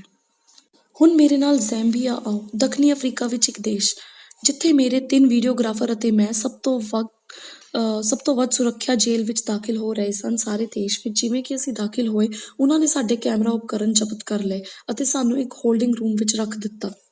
ਡਿਊਟੀ 'ਤੇ ਪਹਿਰੇਦਾਰ ਸਾਡੇ ਸੱਦੇ ਬਾਰੇ ਨਹੀਂ ਜਾਣਦੇ ਸਨ ਤੇ ਸਾਨੂੰ ਦੱਸਿਆ ਗਿਆ ਕਿ ਕੋਈ ਵੀ ਮੀਡੀਆ ਉਹਨਾਂ ਦੇ ਜੇਲ੍ਹ ਦੀਆਂ ਕੰਧਾਂ ਅੰਦਰ ਕਦੀ ਵੀ ਇਜਾਜ਼ਤ ਨਹੀਂ ਦਿੱਤੀ ਗਈ ਉਹਨਾਂ ਨੂੰ ਆਉਣ ਦੀ ਕੈਮਰਾ ਲੈ ਕੇ। ਪਰ ਇੱਕ ਵਾਰ ਜਦੋਂ ਉਹਨਾਂ ਨੂੰ ਪੁਸ਼ਟੀ ਕੀਤੀ ਗਈ ਕਿ ਅਸੀਂ ਐਡਵੈਂਟਿਸਟ ਵਰਲਡ ਰੇਡੀਓ ਵੱਲੋਂ ਆਏ ਹਨ, ਉਹਨਾਂ ਨੇ ਸਾਨੂੰ ਉਹਨਾਂ ਦੇ ਜੇਲ੍ਹ ਦੇ ਮੈਦਾਨ ਵਿੱਚ ਲਿਜਾਇਆ। ਇਹ ਇੱਕ ਬੇਮਿਸਾਲ ਹੈ। ਤੁਸੀਂ ਦੇਖੋ, ਪਰਮੇਸ਼ਰ ਨੇ ਸੁਸਮਾਚਾਰ ਦੀ ਸੱਚਾਈ ਲਈ ਇੱਕ ਰਸਤਾ ਬਣਾਇਆ ਇਹਨਾਂ ਕੈਦੀਆਂ ਤੱਕ ਪਹੁੰਚਣ ਦੇ ਲਈ। ਇਸ ਜੇਲ੍ਹ ਵਿੱਚ ਕਰੀਬ 2400 ਕੈਦੀ ਹਨ ਅਤੇ 1150 ਤੋਂ ਵੱਧ ਨੇ ਹੁਣ ਬਪਤਿਸਮਾ ਲਿਆ ਹੈ। ਕੀ ਤੁਸੀਂ ਇਸ 'ਤੇ ਵਿਸ਼ਵਾਸ ਕਰ ਸਕਦੇ ਹੋ? ਅਤੇ ਮੌਤ ਦੀ ਸਜ਼ਾ ਪਾਉਣ ਵਾਲੇ 250 ਕੈਦੀਆਂ ਵਿੱਚੋਂ 50 ਤੋਂ ਵੱਧ ਨੇ ਯੀਸ਼ੂ ਨੂੰ ਸਵੀਕਾਰ ਕੀਤਾ। ਇਹ ਬਹੁਤ ਸਾਰੀ ਬਾਈਬਲ ਭਵਿੱਖਬਾਣੀ ਵਿਸ਼ਵਾਸੀ ਲੋਕ ਹਨ। ਯੀਸ਼ੂ ਪਿਆਰ ਕਰਨ ਵਾਲਾ, ਸ਼ਾਂਤੀ ਨਾਲ ਸਾਨੂੰ ਬਣਾਏ ਰੱਖਣ ਵਾਲਾ ਯੀਸ਼ੂ ਹੈ। ਤੇ ਇਹ ਸੱਚੇ ਮਸੀਹੀ ਹਨ ਜੋ ਯੀਸ਼ੂ ਦੇ ਵੱਲ ਚੱਲਦੇ ਹਨ। ਉਹਨਾਂ ਨੂੰ ਯੀਸ਼ੂ ਵਿੱਚ ਉਮੀਦ ਹੈ। ਜੈਮੀਆ ਦੇ ਜਨਰਲ ਕਮਿਸ਼ਨਰ ਵੀ ਉਸ ਦੀ ਸ਼ਲਾਘਾ ਕਰਨ ਲਈ ਸਾਡੇ ਨਾਲ ਉਹਨਾਂ ਨੇ ਮੁਲਾਕਾਤ ਕੀਤੀ। AWR ਲਈ ਉਹਨਾਂ ਨੇ ਜੇਲ੍ਹ ਦੇ ਡੇਰੇ ਦਾ ਮਾਹੌਲ ਬਦਲ ਰਿਹਾ ਹੈ, ਇਸ ਕਰਕੇ ਉਹਨਾਂ ਨੇ ਦੇਖਿਆ, ਤੁਸੀਂ ਦੇਖੋ ਯੀਸ਼ੂ ਇਹ ਕਰ ਸਕਦਾ ਹੈ। ਹਾਲੇਲੂਇਆ। ਕੀ ਰੱਬ ਅਵਿਸ਼ਵਾਸ ਹੈ? ਸਾਨੂੰ ਰੱਬ ਦੇ ਕੰਮਾਂ ਦਾ ਕੋਈ ਵੀ ਪਤਾ ਨਹੀਂ, ਕਦੋਂ ਵੀ ਰੱਬ ਕੁਝ ਵੀ ਕਰ ਸਕਦਾ ਹੈ। ਯੀਸ਼ੂ ਇਸ ਧਰਤੀ ਦੇ ਸਭ ਤੋਂ ਗਹਿਰੇ ਤੇ ਹਨੇਰੇ ਕੋਨੇ ਵਿੱਚ ਵੀ ਪਹੁੰਚ ਗਿਆ ਹੈ। ਜਿਵੇਂ ਇੱਕ ਚੋਰ ਸਲੀਬ ਉੱਤੇ ਟੰਗਿਆ ਹੋਇਆ ਸੀ, ਉਸ ਦੀ ਜ਼ਿੰਦਗੀ ਬਾਰੇ ਸਾਨੂੰ ਜ਼ਰੂਰ ਸੋਚਣਾ ਚਾਹੀਦਾ ਹੈ। ਤੇ ਉਸਦੇ ਕੋਲ ਇੱਕ ਚੋਣ ਸੀ ਤੇ ਉਹ ਜਾਣਦਾ ਸੀ ਉਸਦੇ ਜੁਰਮ ਕਰਕੇ ਉਹ ਸਜ਼ਾ ਦੇ ਲਾਇਕ ਹੈ। ਫਿਰ ਵੀ ਉਸਦੇ ਨਾਲ ਵਾਲਾ ਆਦਮੀ ਯੀਸ਼ੂ ਨੂੰ ਬਹੁਤ ਸ਼ਾਂਤ ਅਤੇ ਦਿਆਲੂ ਲੱਗਿਆ। ਉਸਨੇ ਆਪਣੇ ਸਤਾਉਣ ਵਾਲਿਆਂ ਲਈ ਉਸਨੇ ਦੇਖਿਆ ਕਿ ਉਸਨੇ ਪ੍ਰਾਰਥਨਾ ਕੀਤੀ। ਚੋਰ ਨੂੰ ਯਕੀਨ ਹੋ ਗਿਆ ਕਿ ਇਹ ਆਦਮੀ ਰੱਬ ਦਾ ਪੁੱਤਰ ਹੈ। ਆਪਣੀ ਆਖਰੀ ਉਸਨੇ ਮੌਕੇ ਵਿੱਚ ਉਸਨੇ ਸਿਰਫ ਆਪਣੇ ਆਪ ਨੂੰ ਯਾਦ ਰੱਖਣ ਲਈ ਯੀਸ਼ੂ ਨੂੰ ਕਿਹਾ। ਯੀਸ਼ੂ ਨੇ ਚੋਰ ਨੂੰ ਭਰੋਸਾ ਦਿਵਾਇਆ ਕਿ ਉਹ ਉਸਨੂੰ ਮੁਕਤੀ ਦੇਵੇਗਾ ਤੇ ਉਸ ਮੁਕਤੀ ਦੀ ਆਸ਼ਾ ਦੇ ਨਾਲ ਉਹ ਉਸ ਪਲ ਮਰਿਆ। ਇਹ ਉਹੀ ਉਮੀਦ ਹੈ ਅੱਜ ਉਹਨਾਂ ਕੈਦੀਆਂ ਦੀ ਲਈ ਵੀ ਜਿਨ੍ਹਾਂ ਨੂੰ ਮੌਤ ਦੀ ਸਜ਼ਾ ਸੁਣਾਈ ਗਈ ਹੈ। ਇਸ ਯਾਤਰਾ ਦੇ ਦੌਰਾਨ ਜਦੋਂ ਅਸੀਂ ਜ਼ੈਂਬੀਆ ਦੀ ਜੇਲ੍ਹ ਦਾ ਦੌਰਾ ਕਰ ਰਹੇ ਸੀ, AWR ਦੀਆਂ ਪੂਰੇ ਸੰਸਾਰ ਵਿੱਚ 1070 ਤੋਂ ਵੀ ਵੱਧ ਇਵੈਂਜਲਿਸਟਿਕ ਸਾਈਟਾਂ ਹਨ, ਜਿਨ੍ਹਾਂ ਵਿੱਚੋਂ 1000 ਵਿੱਚ ਇਕੱਲੇ ਰਾਜਧਾਨੀ ਲੁਸਾਕਾ ਵਿੱਚ ਹਨ। ਅਜਿਹਾ ਪਹਿਲਾਂ ਕਦੇ ਨਹੀਂ ਹੋਇਆ ਸੀ। ਇਹ ਲੋਕ ਉਹੀ ਬਾਈਬਲ ਦੇ ਵਿਸ਼ੇ ਸੁਣ ਰਹੇ ਸਨ ਜਿਹੜੇ ਕਿ ਹੁਣ ਅਸੀਂ ਇਕੱਠੇ ਪੜ੍ਹ ਰਹੇ ਹਾਂ। ਅਤੇ 3 ਹਫ਼ਤਿਆਂ ਦੇ ਅੰਤ ਵਿੱਚ 18,000 ਲੋਕਾਂ ਨੇ ਬਪਤਿਸਮਾ ਲਿਆ। ਕੀ ਇਹ ਹੈਰਾਨੀਜਨਕ ਨਹੀਂ ਹੈ? ਪਰ ਇੰਤਜ਼ਾਰ ਕਰੋ, ਪਰਮੇਸ਼ਵਰ ਨੇ ਇੱਕ ਹੋਰ ਵੱਡੀ ਹੈਰਾਨੀ ਰੱਖੀ ਹੈ ਜੋ ਕਿ ਅਸੀਂ ਤੁਹਾਡੇ ਨਾਲ ਰਵਾਂਡਾ ਦੇਸ਼ ਵਿੱਚ ਪ੍ਰਚਾਰ ਕੀਤਾ, ਉਹ ਸ਼ੇਅਰ ਕਰਾਂਗੇ। ਉੱਥੇ ਲਗਭਗ 1,08,000 ਬਪਤਿਸਮੇ ਲੈ ਰਹੇ ਸਨ ਲੋਕ 3 ਹਫ਼ਤਿਆਂ ਦੇ ਅੰਤ ਵਿੱਚ। ਕੀ ਤੁਸੀਂ ਸੁਣਿਆ? ਇੱਕ ਦਿਨ ਵਿੱਚ 1,08,000 ਬਪਤਿਸਮੇ। ਲੋਕ ਬਾਈਬਲ ਦੇ ਸੱਚ ਲਈ ਭੁੱਖੇ ਹਨ। ਕੋਈ ਫਰਕ ਨਹੀਂ ਪੈਂਦਾ ਉਹਨਾਂ ਦੇ ਸੱਭਿਆਚਾਰ ਜਾਂ ਉਹ ਕਿੱਥੇ ਰਹਿੰਦੇ ਹਨ। ਪ੍ਰਭੂ ਦੀ ਲੋੜ ਹਰ ਮਨੁੱਖ ਦੀ ਇੱਛਾ ਹੈ। ਮੈਂ ਤੁਹਾਡੇ ਨਾਲ ਵਿਸ਼ਾਲ ਪੱਧਰ ਦੀ ਕਹਾਣੀਆਂ ਸਾਂਝੀ ਕਰ ਰਹੀ ਹਾਂ, ਪਰ ਯਾਦ ਰੱਖੋ ਕਿ ਇਹਨਾਂ ਸਮੂਹਕ ਬਪਤਿਸਮਿਆਂ ਦੇ ਅੰਦਰ ਰੱਬ ਸਾਡੇ ਵਿੱਚ ਹਰੇਕ ਦਾ ਵਿਅਕਤੀਗਤ ਤੌਰ ਤੇ, ਨਿੱਜੀ ਤੌਰ ਤੇ ਪਿੱਛਾ ਕਰ ਰਿਹਾ ਹੈ। ਇਸ ਲਈ ਅੱਗੇ ਮੈਂ ਤੁਹਾਨੂੰ ਰੂਬੇਨ ਬਾਰੇ ਦੱਸਣਾ ਚਾਹੁੰਦੀ ਹਾਂ। ਰੂਬੇਨ ਅਰਜਨਟੀਨਾ ਵਿੱਚ ਰਹਿੰਦਾ ਹੈ। ਉਹ ਇੱਕ ਈਸਾਈ ਘਰ ਵਿੱਚ ਵੱਡਾ ਹੋਇਆ ਸੀ, ਪਰ ਇੱਕ ਵਾਰ ਉਹ ਆਪਣੇ ਆਪ ਹੀ ਤੁਰ ਪਿਆ ਕਿਤੇ ਇੱਕ ਸਫਲ ਵਪਾਰੀ ਬਣਨ ਦੇ ਲਈ ਆਪਣੇ ਸੁਪਨਿਆਂ ਦਾ ਪਾਲਣ ਕਰਦਾ ਹੋਇਆ ਉਹ ਰੱਬ ਤੋਂ ਬਹੁਤ ਦੂਰ ਚਲਾ ਗਿਆ। ਜਲਦੀ ਉਹ ਇੱਕ ਵੱਧਦੇ ਕਾਰੋਬਾਰ ਦੇ ਨਾਲ ਆਪਣੀ ਖੇਡ ਦੇ ਸਿਖਰ ਤੇ ਸੀ ਤੇ ਉਸਨੂੰ ਲੱਗਦਾ ਸੀ ਕਿ ਉਹ ਦੁਨੀਆ ਵਿੱਚ ਉਸਦੇ ਸਭ ਕੁਝ ਠੀਕ ਚੱਲ ਰਿਹਾ ਹੈ। ਪਰ ਇੱਕ ਦਿਨ ਕੰਮ ਤੋਂ ਵਾਪਸ ਘਰ ਪਰਤਦਿਆਂ ਉਸਨੇ ਆਪਣੀ ਬਾਂਹ ਫੈਲਾ ਕੇ ਇੱਕ ਬੱਸ ਦਾ ਸਵਾਗਤ ਕਰਨ ਦੀ ਕੋਸ਼ਿਸ਼ ਕੀਤੀ ਤੇ ਡਰਾਈਵਰ ਨੇ ਉਸਨੂੰ ਨਹੀਂ ਵੇਖਿਆ ਤੇ ਰੂਬੇਨ ਬੱਸ ਦੇ ਹੇਠਾਂ ਖਿੱਚ ਲਿਆ ਗਿਆ। ਉਸਦੀਆਂ ਲੱਤਾਂ ਟੁੱਟ ਗਈਆਂ ਤੇ ਉਸਦੇ ਫੇਫੜਿਆਂ ਵਿੱਚ ਵੀ ਪਾਣੀ ਭਰ ਗਿਆ ਤੇ ਉਹ ICU ਵਿੱਚ ਜਾ ਗਿਆ ਤੇ ਉਸਦੇ ਹੋਰ ਵੀ ਬਹੁਤ ਸਾਰੀ ਸੱਟਾਂ ਲੱਗੀਆਂ ਹਨ। ਇਹ ਇੱਕ ਲੰਬੀ ਤੇ ਦੁਖਦਾਇਕ ਰਿਕਵਰੀ ਦੇ ਬਾਅਦ ਉਸਨੂੰ ਬਹੁਤ ਜ਼ਿਆਦਾ ਮੁਸ਼ਕਿਲ ਹੋਈ। ਉਸਨੇ ਕਈ ਮਹੀਨੇ ਇਸ ਭਿਆਨਕ ਸਥਿਤੀ ਵਿੱਚ ਗੁਜ਼ਾਰੇ। ਉਹ ਪੂਰੀ ਤਰ੍ਹਾਂ ਆਪਣੇ ਹੋਸ਼ੋ-ਹਵਾਸ ਦੇ ਵਿੱਚ ਨਹੀਂ ਸੀ, ਪਰ ਉਸਨੂੰ ਇੱਕ ਆਵਾਜ਼ ਸੁਣਾਈ ਦਿੰਦੀ ਸੀ ਜੋ ਕਿ ਉਸਨੂੰ ਕਹਿੰਦੀ ਸੀ, ਤੂੰ ਇਕੱਲਾ ਨਹੀਂ ਹੈ, ਤੂੰ ਇੱਥੇ ਦੁਬਾਰਾ ਆਪਣੇ ਆਪ ਨੂੰ ਬਣਾਵੇਂਗਾ। ਤੇ ਉਸਨੇ ਉਮੀਦ ਮਹਿਸੂਸ ਕੀਤੀ। ਹਸਪਤਾਲ ਵਿੱਚ 4 ਮਹੀਨਿਆਂ ਤੋਂ ਬਾਅਦ ਰੂਬੇਨ ਵੀਲਚੇਅਰ ਦੇ ਉੱਤੇ ਘਰ ਆਇਆ। ਉਸਨੂੰ ਜਲਦੀ ਇਹ ਅਹਿਸਾਸ ਹੋ ਗਿਆ ਕਿ ਉਹ ਸਾਰੇ ਕੰਮ ਕਰਨ ਤੋਂ ਅਸਮਰਥ ਹੈ ਜੋ ਉਸਨੂੰ ਵਧੀਆ ਲੱਗਦੇ ਸਨ। ਉਸਨੇ ਸਾਡੇ ਨਾਲ ਸਾਂਝਾ ਕੀਤਾ ਕਿ ਉਹ ਹੌਲੀ-ਹੌਲੀ ਇੱਕ ਡੂੰਘੀ ਉਦਾਸੀ ਵਿੱਚ ਪੈ ਗਿਆ। ਉਸਨੇ ਆਪਣੀ ਨੌਕਰੀ, ਆਪਣਾ ਪੈਸਾ, ਕਾਰੋਬਾਰ, ਵਕਾਰ, ਭਾਈਚਾਰਾ ਸਭ ਕੁਝ ਖੋਇਆ ਹੋਇਆ ਮਹਿਸੂਸ ਕੀਤਾ ਤੇ ਉਹ ਆਪਣੇ ਆਪ ਨੂੰ ਇਕੱਲਾ ਸਮਝਦਾ ਸੀ ਅਤੇ ਉਹ ਕਹਿੰਦਾ ਸੀ ਕਿ ਮੇਰੇ ਕਸ਼ਟ ਵਿੱਚ ਮੈਂ ਫੈਸਲਾ ਕੀਤਾ ਕਿ ਮੈਂ ਹੁਣ ਜਿਉਣਾ ਨਹੀਂ ਚਾਹੁੰਦਾ। ਇੱਕ ਦਿਨ ਰੂਬੇਨ ਨੇ ਫੈਸਲਾ ਕੀਤਾ ਕਿ ਉਹ ਆਪਣੀ ਦੁਖਦਾਈ ਜ਼ਿੰਦਗੀ ਨੂੰ ਖਤਮ ਕਰ ਦੇਵੇਗਾ। ਉਹ ਖੁਦਕੁਸ਼ੀ ਕਰਨਾ ਚਾਹੁੰਦਾ ਸੀ। ਉਸਨੇ ਆਪਣੇ ਆਪ ਨੂੰ ਗੁੱਟ ਨੂੰ ਵੱਢਣ ਦੇ ਲਈ ਇੱਕ ਚਾਕੂ ਨੂੰ ਫੜਿਆ। ਜਿਵੇਂ ਹੀ ਉਹ ਆਪਣੇ ਗੁੱਟ ਉੱਤੇ ਚਾਕੂ ਮਾਰਨ ਲੱਗਾ, ਬੈਕਗ੍ਰਾਉਂਡ ਵਿੱਚ ਰੇਡੀਓ ਜਿਹੜਾ ਚੱਲ ਰਿਹਾ ਸੀ ਉਸਦੇ ਸਟੇਸ਼ਨ ਅਚਾਨਕ ਬਦਲ ਗਏ। ਅਜਿਹਾ ਪਹਿਲਾਂ ਕਦੇ ਵੀ ਨਹੀਂ ਹੋਇਆ ਸੀ ਤੇ ਉਸਨੂੰ ਇਸ ਚੀਜ਼ ਦੀ ਬਹੁਤ ਹੈਰਾਨੀ ਹੋਈ ਤੇ ਰੂਬੇਨ ਹੈਰਾਨ ਹੋ ਗਿਆ, ਖਾਸ ਕਰਕੇ ਜਦੋਂ ਉਸਨੇ ਉਹੀ ਰੇਡੀਓ ਆਵਾਜ਼ ਸੁਣੀ ਜਿਹੜੀ ਕਿ ਉਸਨੂੰ ਹਸਪਤਾਲ ਦੇ ICU ਵਿੱਚ ਸੁਣਾਈ ਦਿੱਤੀ ਸੀ। ਉਸਨੂੰ ਦੱਸਿਆ ਗਿਆ ਕਿ ਉਹ ਇਕੱਲਾ ਨਹੀਂ ਹੈ।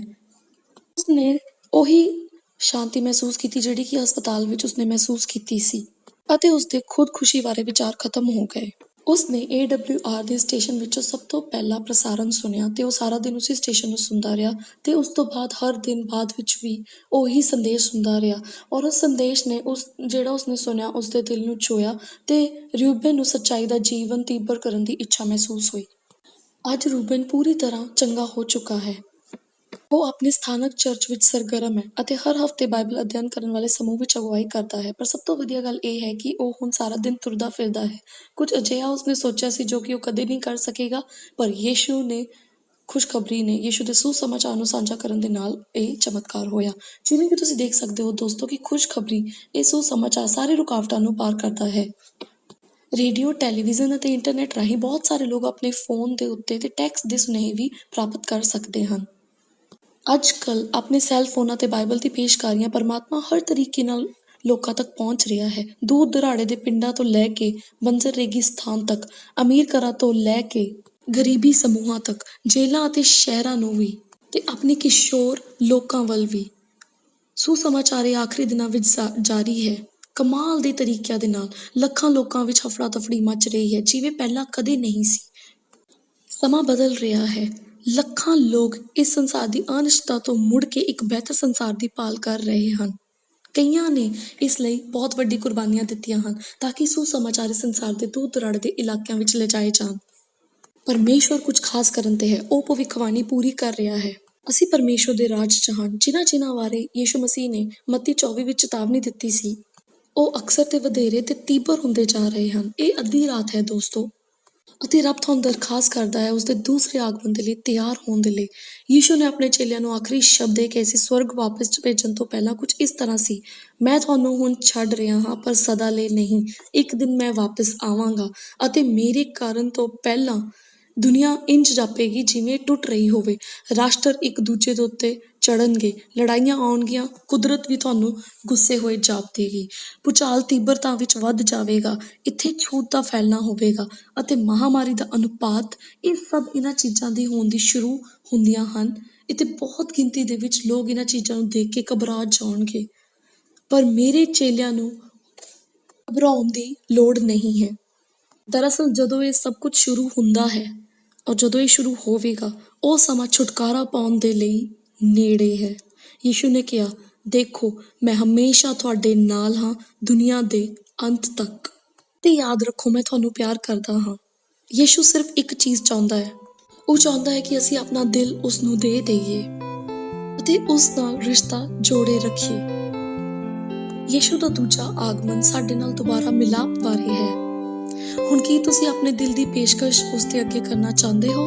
ਕੀ ਤੁਸੀਂ ਕਹਿਣਾ ਚਾਹੋਗੇ, ਯਿਸੂ ਮੈਂ ਸਮੇਂ ਦੇ ਚਿੰਨ੍ਹਾਂ ਵੱਲ ਵੇਖਦਾ ਹਾਂ, ਇਹ ਸਾਫ਼ ਹੈ ਕਿ ਤੁਸੀਂ ਜਲਦੀ ਆ ਰਹੇ ਹੋ, ਇਹ ਸਪਸ਼ਟ ਹੈ ਕਿ ਮੈਂ ਤੁਹਾਡੇ ਲਈ ਤਿਆਰ ਰਹਿਣਾ ਚਾਹੁੰਦਾ ਹਾਂ ਜਾਂ ਚਾਹੁੰਦੀ ਹਾਂ। ਹੁਣ ਤੁਸੀਂ ਆਪਣੇ ਕੰਪਿਊਟਰ, ਫੋਨ ਜਾਂ ਟੈਬਲੇਟ ਤੋਂ ਸਿਰਫ ਹੇਠ ਦਿੱਤੇ ਹੋਏ ਲਿੰਕ ਤੇ ਕਲਿੱਕ ਕਰੋ ਤਾਂ ਕਿ ਸਾਨੂੰ ਸੰਕੇਤ ਮਿਲ ਸਕੇ ਕਿ ਤੁਸੀਂ ਤਿਆਰ ਰਹਿਣਾ ਚਾਹੁੰਦੇ ਹੋ, ਤੁਸੀਂ ਆਪਣਾ ਦਿਲ ਯਿਸੂ ਨੂੰ ਦੇਣਾ ਚਾਹੁੰਦੇ ਹੋ। ਆਓ ਪ੍ਰਾਰਥਨਾ ਕਰੀਏ, ਅਸੀਂ ਆਪਣੇ ਸਿਰ ਝੁਕਾਈਏ। ਸਵਰਗੀ ਪਿਤਾ, ਜਿਵੇਂ ਕਿ ਅੱਜ ਇਸ ਦੁਨੀਆ ਵਿੱਚ ਹਫੜਾ ਦਫੜੀ ਅਸੀਂ ਵੇਖਦੇ ਹਾਂ, ਅਸੀਂ ਬਹੁਤ ਸ਼ੁਕਰਗੁਜ਼ਾਰ ਹਾਂ ਕਿ ਤੁਸੀਂ ਸਾਨੂੰ ਪਹਿਲਾਂ ਤੋਂ ਚੇਤਾਵਨੀ ਦਿੱਤੀ ਹੈ ਇਹਨਾਂ ਚੀਜ਼ਾਂ ਬਾਰੇ ਕਿ ਇਹ ਹੋਣਗੀਆਂ। ਤੁਸੀਂ ਸਾਨੂੰ ਭਰੋਸਾ ਦਿੱਤਾ ਹੈ ਕਿ ਤੁਸੀਂ ਨਿਯੰਤਰਣ ਵਿੱਚ ਹੋ। ਕਿਰਪਾ ਕਰਕੇ ਸਾਡੇ ਦਿਲਾਂ ਨੂੰ ਲੈ ਲਓ ਤੇ ਸਾਨੂੰ ਤਿਆਰ ਰਹਿਣ ਦੇ ਲਈ ਸਾਡੀ ਸਹਾਇਤਾ ਕਰੋ ਤਾਂ ਕਿ ਅਸੀਂ ਯਿਸੂ ਦੇ ਜਲਦੀ ਹੀ ਆਉਣ ਦੇ ਲਈ ਤਿਆਰ ਹੋ ਸਕੀਏ। ਤੁਹਾਡੇ ਅਨਮੋਲ ਤੇ ਮਿੱਠੇ ਨਾਮ 'ਚ ਆਮੀਨ। ਦੋਸਤੋ, ਇਹ ਨਾ ਭੁੱਲੋ ਕਿ ਸਾਡੇ ਲਾਈਵ ਬਾਈਬਲ ਸਿੱਖਿਅਕ ਇਸ ਸਮੇਂ ਖੜੇ ਹਨ ਤੁਹਾਡੇ ਸਵਾਲਾਂ ਦੇ ਜਵਾਬ ਦੇਣ ਦੇ ਲਈ। ਇਸ ਵੀਡੀਓ ਦੇ ਹੇਠ ਦਿੱਤੇ ਲਿੰਕ ਤੇ ਕਲਿੱਕ ਕਰੋ। ਇਸ ਤੋਂ ਇਲਾਵਾ ਤੁਸੀਂ ਆਨਲਾਈਨ ਬਾਈਬਲ ਸਕੂਲ ਦੇ ਅਧਿਐਨਾਂ ਲਈ ਇੱਥੇ ਰਜਿਸਟਰ ਵੀ ਲਿੰਕ ਤੇ ਕਰਵਾ ਸਕਦੇ ਹੋ। ਦੇਖਣ ਲਈ ਤੁਹਾਡਾ ਬਹੁਤ ਧੰਨਵਾਦ ਅਤੇ ਕੱਲ੍ਹ ਰਾਤ ਸਾਡੇ ਨਾਲ ਫੇਰ ਸ਼ਾਮਿਲ ਹੋ, ਜਿਸ ਦਾ ਵਿਸ਼ਾ ਹੈ ਚੇਤਾਵਨੀ, ਜਿੱਥੇ ਅਸੀਂ 3 ਦੂਤਾਂ ਦੇ ਸੰਦੇਸ਼ ਸਿੱਖਾਂਗੇ ਅਤੇ ਰੱਬ ਸਾਡੀ ਪੀੜ੍ਹੀ ਲਈ ਕੀ ਨਿਰਧਾਰਿਤ ਰੱਖਦਾ ਹੈ ਔਰ ਤੁਸੀਂ ਇਸ ਮੌਕੇ ਨੂੰ ਨਹੀਂ ਗਵਾਉਣਾ ਚਾਹੋਗੇ। ਅਨਲੌਕਿੰਗ ਬਾਈਬਲ ਪ੍ਰੋਫੈਸੀਜ਼ ਵਿੱਚ ਜੁੜਨ ਲਈ ਤੁਹਾਡਾ ਇੱਕ ਵਾਰ ਫੇਰ ਧੰਨਵਾਦ। ਰੱਬ ਦਾ ਰਾਹ ਚੁਣੋ ਦੋਸਤੋ। Good night.